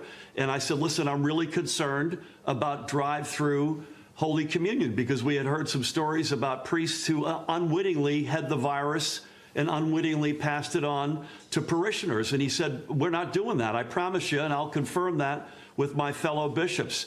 That's not denying someone their right to worship in any way, that we have to find a different way to worship. And I think that's the point. God bless America. Yeah, government's not allowed to tell people how to worship, just as a sort of factual one. Last question, sincere question.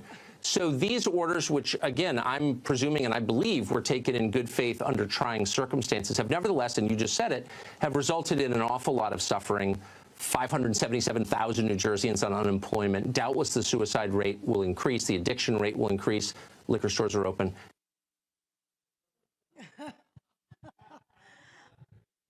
That last comment, right? Liquor stores were open. What's that? I know, but I just thought it was great that that was in there. So all of what that guy was talking about were clear violations of the First Amendment. We experienced them here in California as well. My sister and I both quit going to the church that we were going to because we couldn't even sing in church. We were supposed to pretend sing. So we went out and stood on the corner and played our boombox in town and sang songs, just belted them out. I do have to say that the music worship pastor drove by us and saw us singing out there, and he gave us a big thumbs up. but it was just, we lost our senses during that period of our history.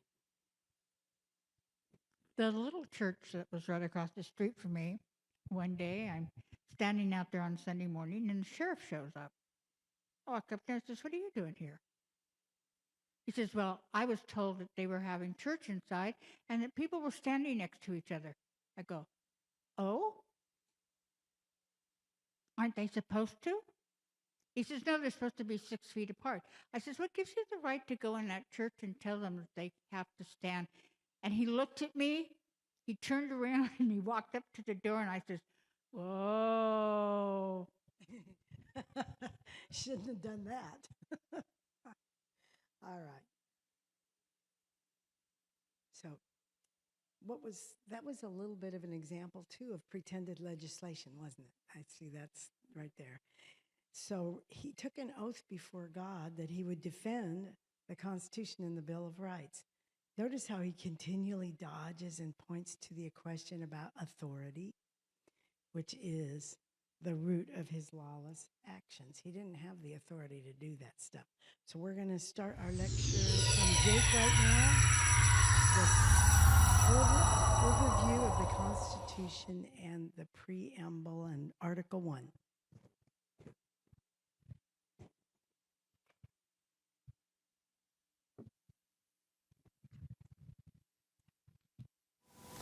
James Madison said that every word of the Constitution decides a question between power and liberty.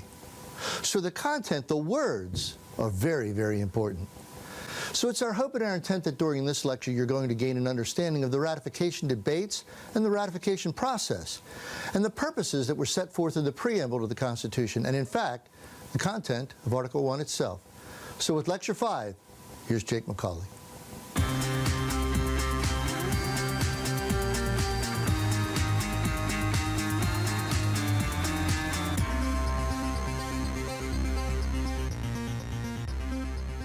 Ratification debates.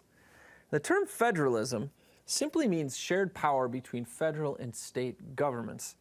The constitutional supporters called themselves the Federalists. These were men like Mr. Madison, Hamilton, John Jay, and they had two advantages when debating this Constitution. Number one, federalism was a popular term, so folks already knew what it meant and they were familiar with it and they liked it. The second is that they were intimately involved in the process of developing the Constitution. The Anti-Federalists had not been a part of it. They had not even seen that document until September 17th. The Anti-Federalist arguments, which were championed by men like Patrick Henry and George Mason, were that Congress had authorized the convention to only revise the Articles of Confederation, not to write a whole new Constitution. There was defects in the Confederation, and nobody would deny that, but they could be corrected by just a few amendments. There was a lack of Bill of Rights, and this was dangerous to them. A republic could only succeed in a small nation. Large nations need to be loosely confederated, and this was taken from the thoughts of Montesquieu. The federal government had far too much power under this new document, and Congress controlled both the Treasury and the military. So a man who holds in one hand the purse and the sword will ultimately lead to despotism. The judicial review, also in the new Supreme Court, could be dangerous. Now, the Constitution was ratified, and 9 states were required for this ratification. Delaware started the ratification, on December 6, 1787, and that led all the way up to the 9th state, which was New Hampshire, and this happened in 1788. And finally, all 13 colonies jumped on board, 13 new states, when Rhode Island finally ratified in May of 1790. So now we need to discuss the document itself. The preamble to the Constitution starts with "we the people." That means of the states or individuals. This shows that the government power is derived from the consent of the governed, we. It shows the framers' view of the covenantal or the contractual relationship and nature of government authority. In order to sets forth the basic purpose for which the government is formed, and these are only basic principles. To form a more perfect union, this was to end the disunity that was running rampant under the Articles of Confederation. To establish justice. This was to provide an orderly court system. And this also recognizes that there is such thing as justice, which implies a fixed absolute standard. To ensure domestic tranquility. This was to prevent insurrections, such as were threatening under the Articles.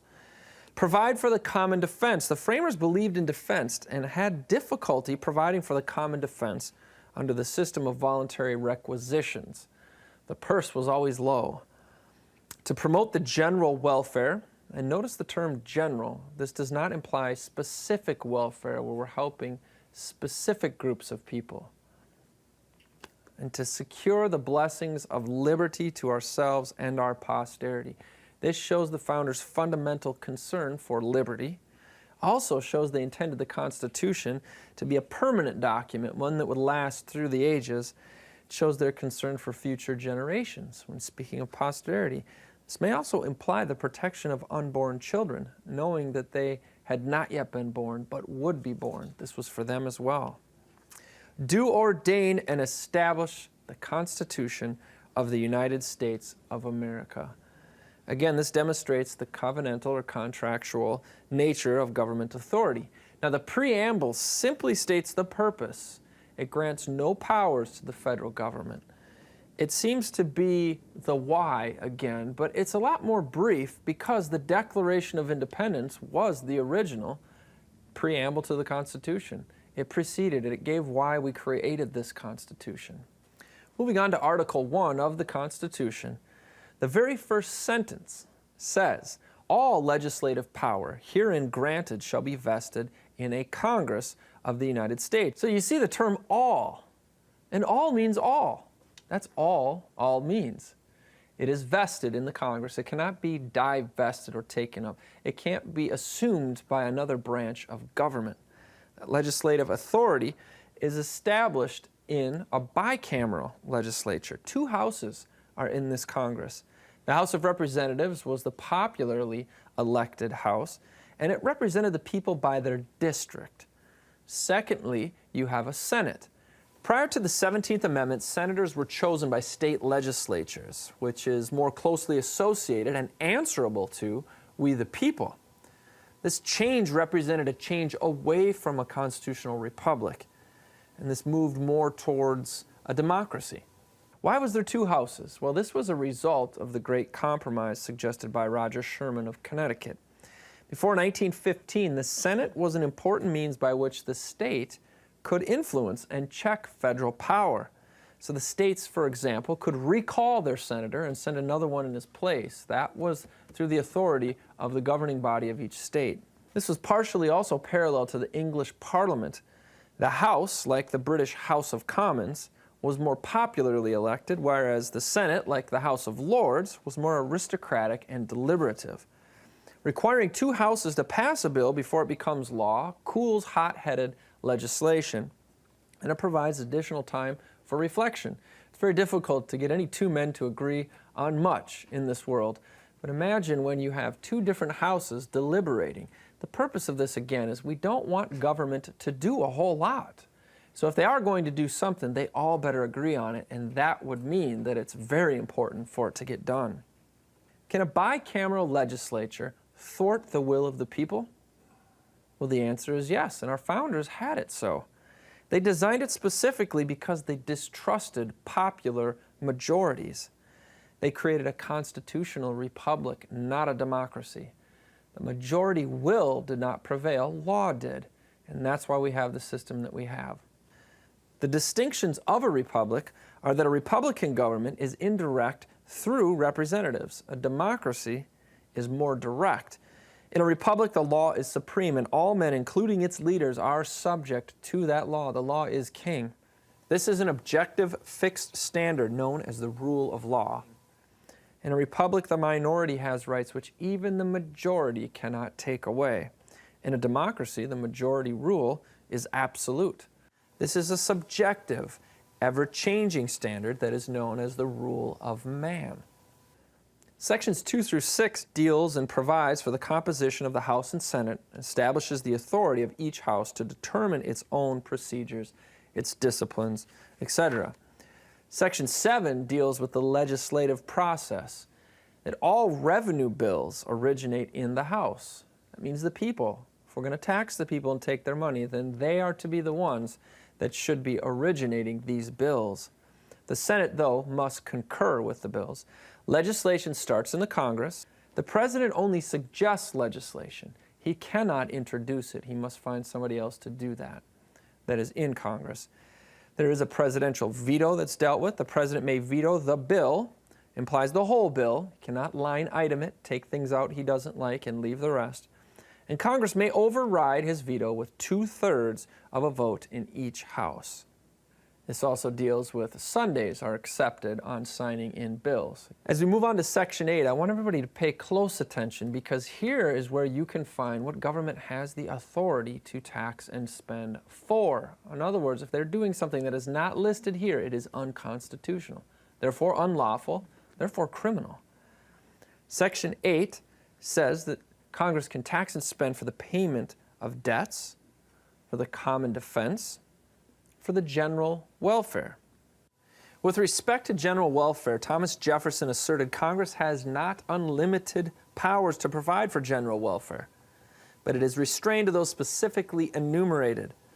With this in mind, there were 2 Supreme Court cases that acted as watershed moments when we moved from a biblical view of general welfare to a pagan view of general welfare. This was in 1936, and this was the definition of general welfare. General welfare implies government may not tax and spend for specific welfare of individuals, regions, or socioeconomic groups. But in the very next year, this is also during the New Deal that FDR was bringing across. This was his Supreme Court at that time, or this was the Supreme Court of his administration.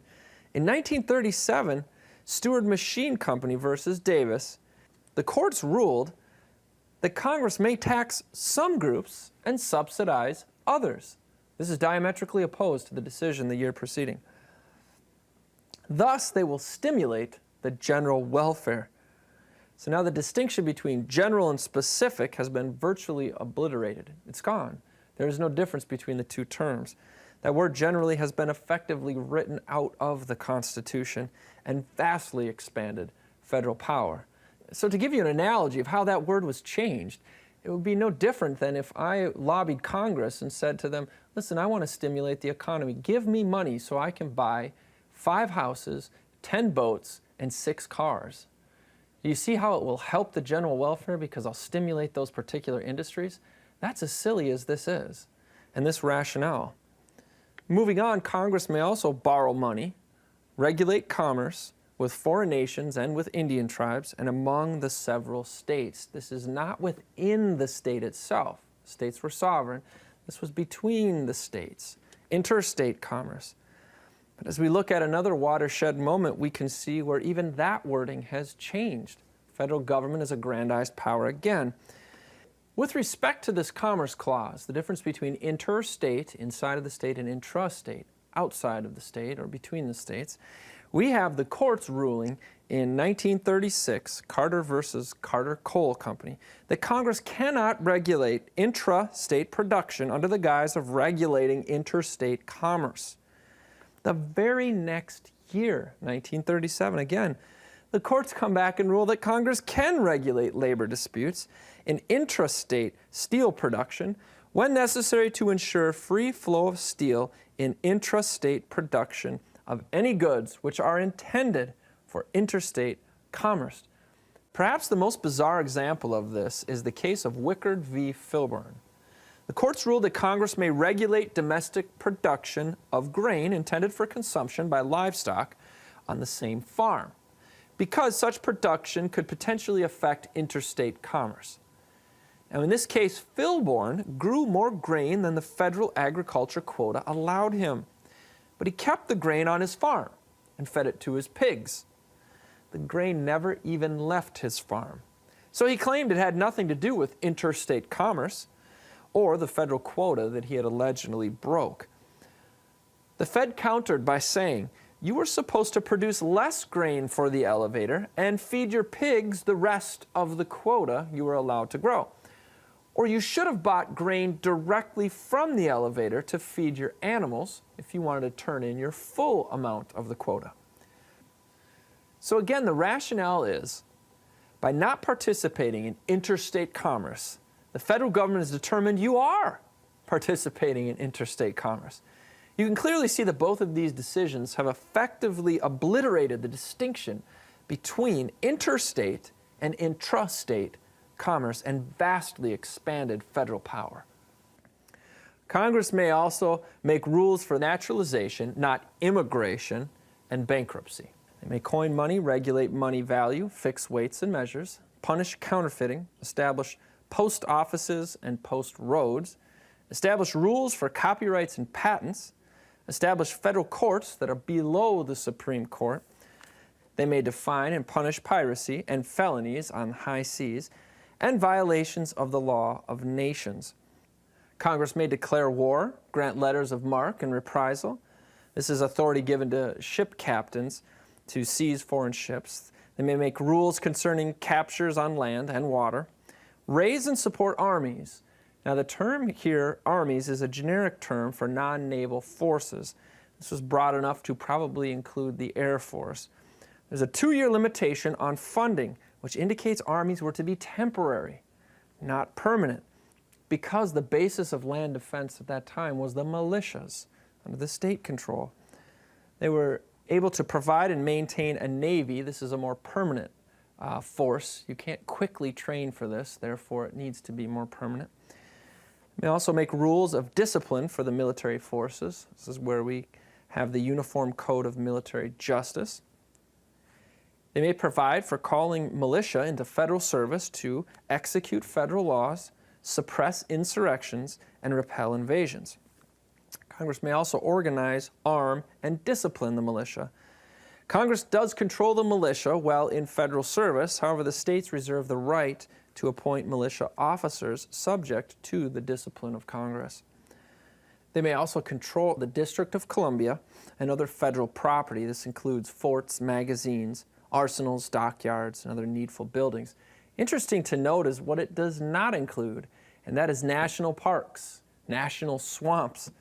In reality, the federal government now claims to own massive amounts of land, but there is no constitutional authority for this ownership. Congress may do what may be necessary and proper to carry out foregoing powers and other powers granted to Congress, and this is often called the Elastic Clause because it purports to expand federal power. But really, federal power in this clause is limited to that which is necessary and proper to carry out other foregoing or delegated powers. Those foregoing powers is a list of 17 of them. So if Congress could do whatever it thought to be necessary and proper to tax and spend your resources, then why list these 17 things? In McCullough versus Maryland in 1819, necessary, according to the courts, means reasonably suited now and not absolutely indispensable. So they broadened the term. An example, is this pulpit necessary for me to teach this course? Well, no, it's not necessary, but according to the new definition, it means reasonably suited. Well, then it is, I guess. Proper means not forbidden by other provisions of the Constitution. Now, this is a reverse of the power flow. Congress is not able to do whatever is not written. It's only able to do what is written. Section 9 are the limitations on congressional authority. The Congress cannot forbid the slave trade before 1808, cannot suspend habeas corpus except in an emergency. This is a writ demanding that the government either give legitimate reason for holding a person or they have to release them. They cannot pass a bill of attainder. This is a legislative finding of guilt. That is left to the courts, and you cannot pass ex post facto laws. This means after the fact, a law punishing a person for an act that was legal when he committed it, nor can they raise the status of the offense after the fact or increase the penalty for the offense after the fact. Or could they create a law making it easier to convict after the fact? Direct taxes must be in proportion to the census. No tax or duty on items exported from one state to another. For example, when you shop from a catalog or the internet, you're not taxed. No preference for local ships or ports over others. No money drawn from the Treasury except by appropriation of Congress with regular public accounting. No titles of nobility are allowed as well. And this was a concept of equality. The final section, section 10, deals with the limitations of state authority. The states may not, and we see this also embodied in Article 10 of the Bill of Rights. It says the powers not delegated to the United States by the Constitution nor prohibited by it, being the Constitution, to the states, are reserved to the states respectively or to the people. States may not enter treaties or alliances or confederations. They may not grant letters of marque and reprisal. They may not issue money or make anything but gold and silver coin a tender in payment of debts. It's kind of funny. I'm not sure the last time that you've paid your state income tax with gold or not. States may not pass bills of attainder. They may not pass ex post facto laws, nor pass law impairing obligations of contracts. Now, the framers believed the right to make and enforce contracts was a God-given right. This wasn't a government concept. But in 1934, around the same time period of things we've discussed earlier in this lecture, the Home Building and Loan Association versus Blaisdell, there was a state moratorium on mortgage foreclosures. The courts found that that was reasonable under emergency circumstances. So the law is the law, except when it's not the law. Well, that makes no sense at all. The courts have effectively written unreasonably into this clause where framers did not do so. The state authority to interfere with private business relations has thus been vastly increased. It started with that crack. States may not grant titles of nobility. States may not, without the consent of Congress, tax imports and exports, except as necessary for inspections. The states may not, without consent of Congress, levy duty of tonnage on ships, keep troops or ships in peacetime, or make agreements or compacts with other states, or make war, except when invaded or in imminent danger. So now we've covered Article 1.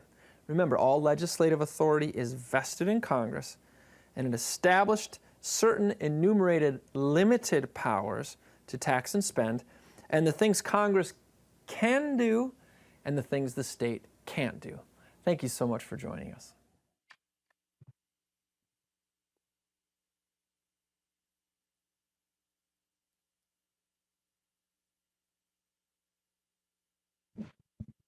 So, did you learn anything new?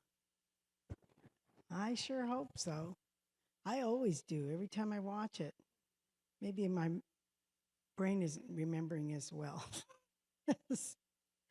All right, so we're going to talk just a little bit about homework. Oops. You got the law to read to do. You've also got your questions and the test questions. And I will be sending you the email as well to remind you with the supplemental reading that you'll be doing. And don't forget, we're going to have some optional reading, which is what authority does the U.S. Constitution give the federal government regarding immigration? That'll be a good one, huh? Especially after what the Supreme Court just did on that. So I saw a little meme the other day that said something about some of the governors were not going to be happy about it because Obama actually sued Arizona. Do you remember that? And the court stuck up for the president at that time and said that yes, the federal government is responsible for dealing with immigration. How about that? So some of the more modern governors aren't liking that. And I think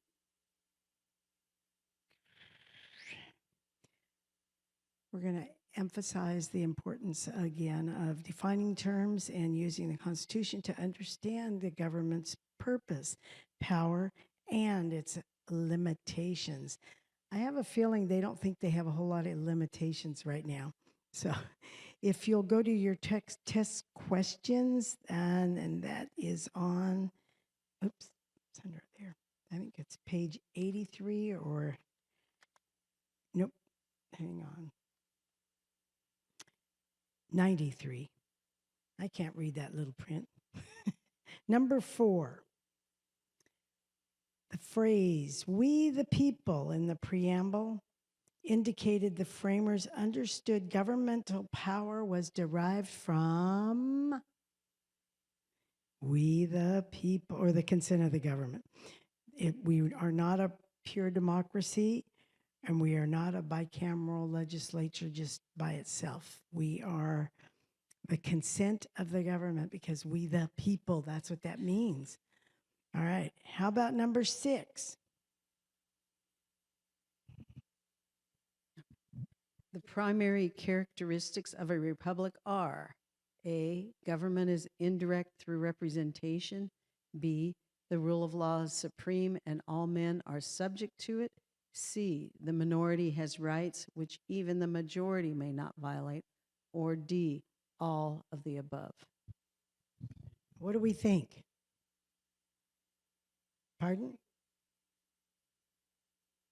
D, all the above. So the government is not all controlling.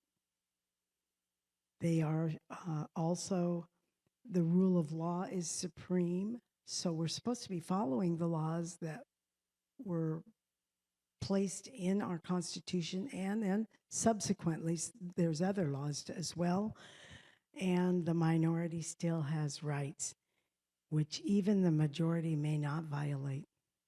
Remember that video we saw last week of the guy, the Western, where all those posse decided he should die, and the sheriff shows up and says, nope, he gets a trial. So, didn't get to kill him. All right. Page 90. Oh, we already did that. So the principles are the consent of the government. Oh, we already did all this, right? Yeah, let's go back to our sheriff article, because I want to talk to you just a little bit about that.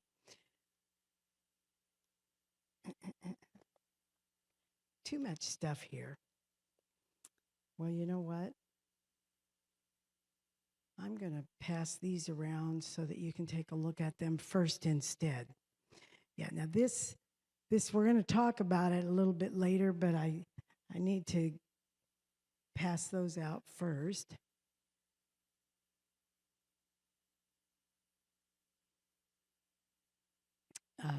Page 231 is where I wanted to go to next, and I apologize for confusing myself.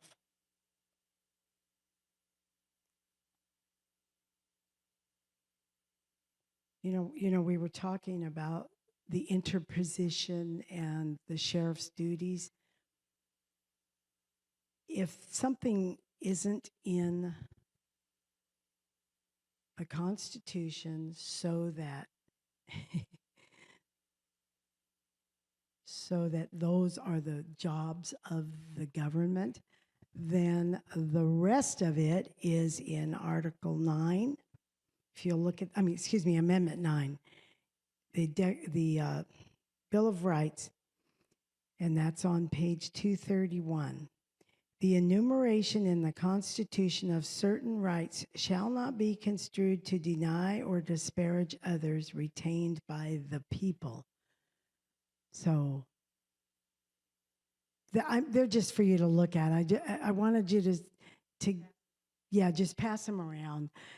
You can take a quick look at them, and then I'll collect them at the end.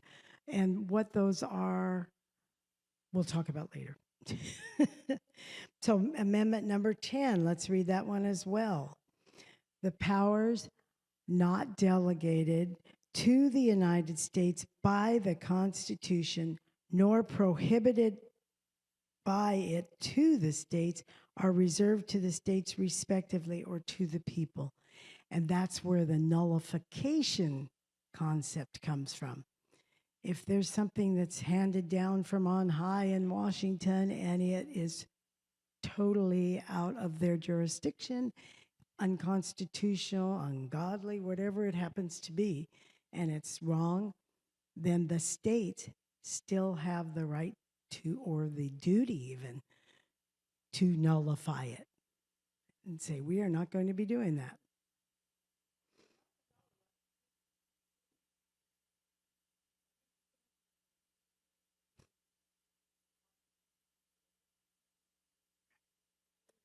So the legislature's passing all these stupid bills to be able to get bigger pensions and bigger paychecks. Right. Yeah. They do. Sue wants to say something. There was a case, I think it was in the 1920s, Massachusetts versus Millen, that brought this up, and it went to the U.S. Supreme Court. And unfortunately, part of the decision was good, the other part wasn't. So the state said, the federal government's making, the Congress is making laws on, it was the constitution of a family and marriage and that kind of thing. And so Massachusetts said, they can't do that. Where is that in the Constitution? Which was accurate.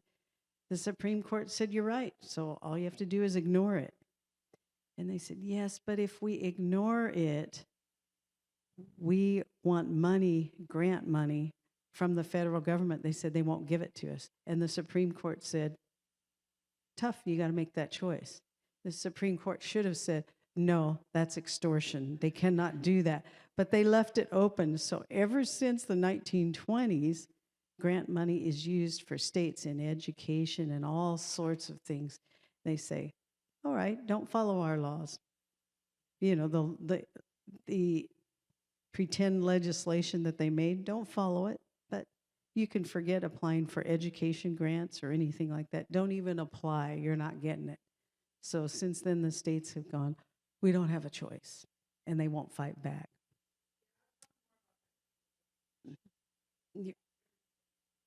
Right. So right. In other words, what was the term we were using here? They aren't standing even against other legislators. Interposition. They aren't standing up for the people. They've forgotten the Declaration of Independence says, why were governments instituted? To secure individual rights. That's every person's individual right here, not just hers, not just his. And they aren't doing that.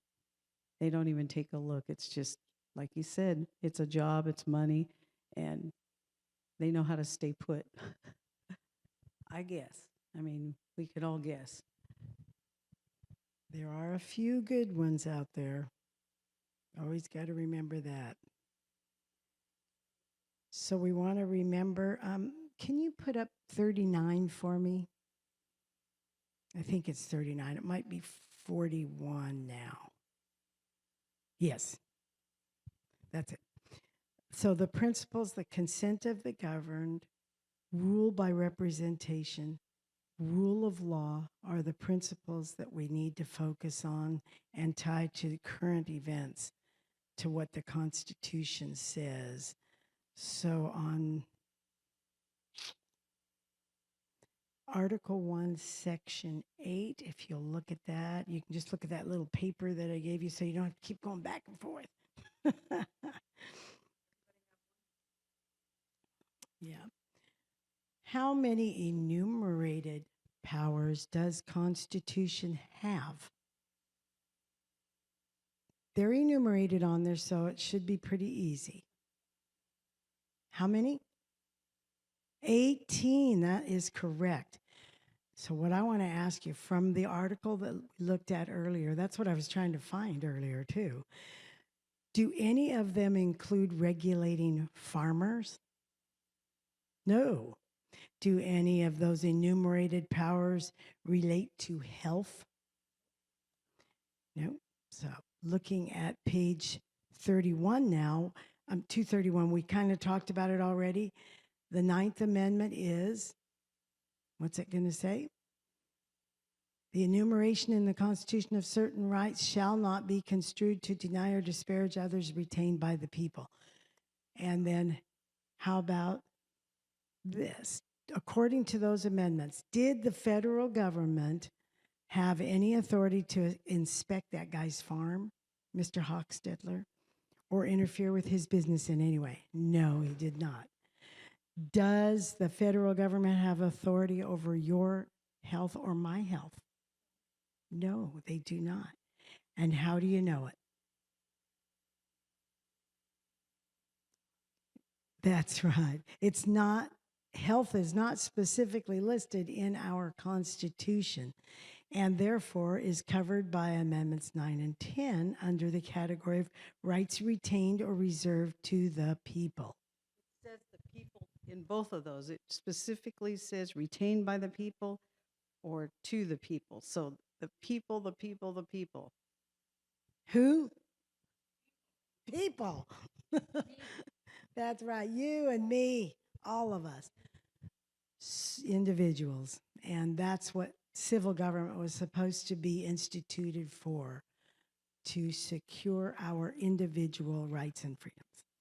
According to these amendments, where do the vast majority of powers reside? With the people and the states. The federal government's powers are listed and limited. All others are reserved for the states and individuals. Do you see the principles embodied here of who's in charge? The consent of the governed, the rule by representation, and rule under law. This is the principle of authority.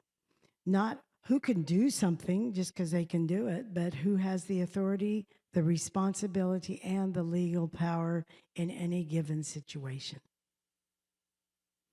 So let's go back to page 94. We want to answer a couple more questions. 94. I think it's number 11. Yes, number 11. The difference between general welfare and specific welfare. So let's look at each one of those letters. General welfare is restricted or limited to the 18 enumerated powers. Specific welfare is for certain groups with certain needs. And general welfare is constitutional. Specific welfare is unconstitutional. And then all of the above. So which one do you think it is? We need the music. I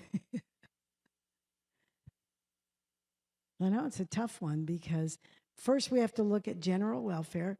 Is what they said about general welfare is restricted and limited to the 18 enumerated powers? That's true, isn't it? Okay, and specific welfare is for certain groups with certain needs. That's true, huh? General welfare is constitutional. Specific welfare is unconstitutional. So which one is correct? D. All the above, that's right. Okay, let's move on. We know that this reflects the founder's original intent because Thomas Jefferson actually told us the meaning of this phrase. It's on the top of page 84 in your manuals. I'll just flip there.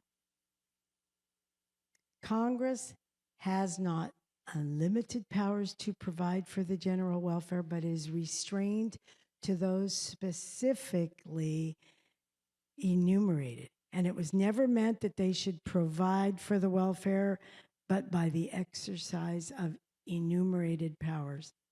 And what did we learn also about delegated? That can be taken back. So if they're not doing what they're supposed to be doing, we should be taking it back. Whatever it was that they're doing that they shouldn't be doing, we should be stopping them. So we're going to follow that up with Article 1, Section 8, Clause 18, the last enumerated power on page 227 or on that little sheet that I gave you. I have to get there. And let's all read that together. To make all laws which shall be necessary and proper for carrying into execution the foregoing powers. Well, what's the foregoing mean? What's that word mean? The stuff that came before. So all the things that they just listed, that's the foregoing. The previous 17 delegated and enumerated powers listed before this one in Article 1, Section 8. No more. Okay. So we've got a video.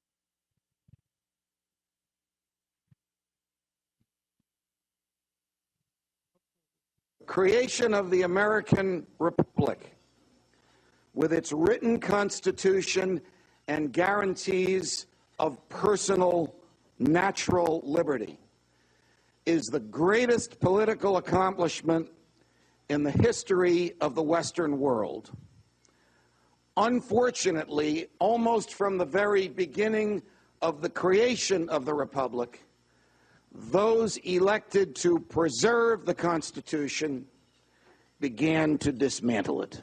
The air you breathe, the water you drink, the size of your toilet tank, the water pressure in your shower, the subjects your children study in school, the manner in which your physician treats you when you're ill, the speed you drive your car, what you can drink before you get in the car. All of these are regulated by the Congress. Congress has written over 4,000 criminal laws that take up over 1 million pages of text, and the law presumes that we understand all of it. Does the Congress recognize any limits on its ability to legislate whatever it wants? Yes, whatever it can get away with. Why should we all understand the Constitution? To start with, it is the law of the land. So all laws written by the Congress, by the state legislatures, and by all local governing bodies, and all acts undertaken by anyone, anywhere in the government that conflict with the Constitution, are unconstitutional and invalid. Even though we have all been taught since grade school that in a democracy the majority rules, what we should have been taught is that in our democracy, the majority rules only when that majority is consistent with the Constitution. That's the reason that everyone in government, local, state, and federal, takes an oath to uphold the Constitution above all else in the law. Yeah. I know it. Yeah. One of the senators, I don't know if you're, maybe he was House Representatives. He read it. He took time to just read the entire Constitution one day on the floor of the House. I don't know that anybody was there to listen to him, but at least he did it. Okay, couple of things before we end. We didn't get to spend hardly any time on it, but Agenda 21, that was one of the articles that I sent to you this week. It's huge. That's a huge one. And that's part of what's been going on. So you've got it in your notes there. It's part of what's been going on here in California and all across the United States. Agenda 21 started in Rio de Janeiro. What did I say? Oh, sorry, UN Agenda 21. Sorry, I don't know. I'm used to saying it and everybody knew what I was talking about. So it's UN Agenda 21. It happened at the first Earth Summit meeting in 1992 in Rio de Janeiro. George Bush signed on to it, and senior, and it's been being implemented. That's why we don't have any more sawmills in California, right? It's been a disastrous thing that's happened. Those maps that I sent around to you to look at, those were some of the things that you can see California right where we're at, that red, big fat red line coming down there. Yeah, there it is. That is little to no human habitation. And I kept looking at that wondering, how could that be? All the people that live in the foothills, you guys right down here, you're right next door. How could they get us all out of here? Or what would possibly make me want to leave? Well, then we have no forest management. It's all wildlife now, wild core reserves and wild lands. And then this one is behind the mask of UN Agenda 21. And this gal, she's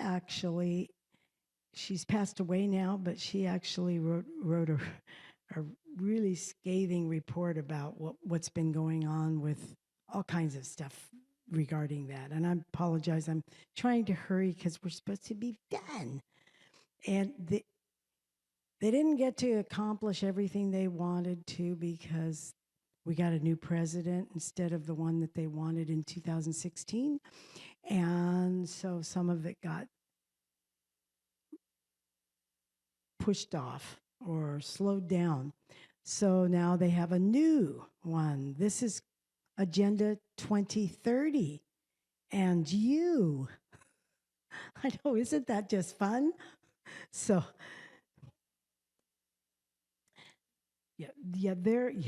there is just an awful lot of information out there. If you want to go online, you can find any of this UN Agenda 21 information.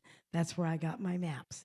So I know that it's legitimate and we need to be paying attention to it. I'm not going to go over the article that we sent you just because we don't have time to tonight. But I do want to bring one more thing to your attention. We just watched this movie. If you want to share a movie with somebody, it's called, it's an education edition with study guide and answers in it, so you can do it with your kids or grandkids or whatever. It's called In Search of Liberty. It's excellent.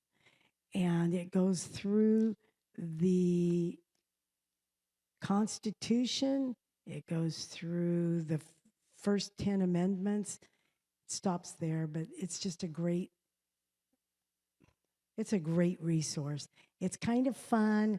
It's more modern. And I think the kids, everybody would just enjoy it. It's a great show.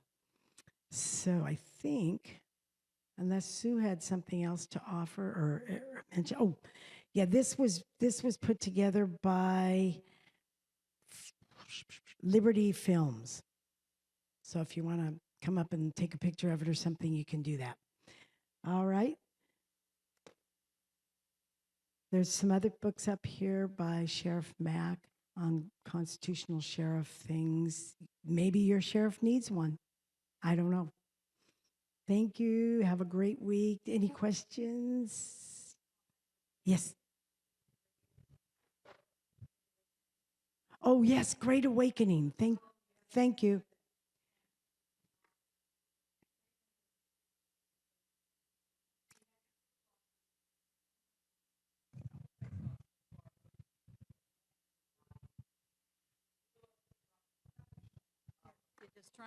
Okay, sorry.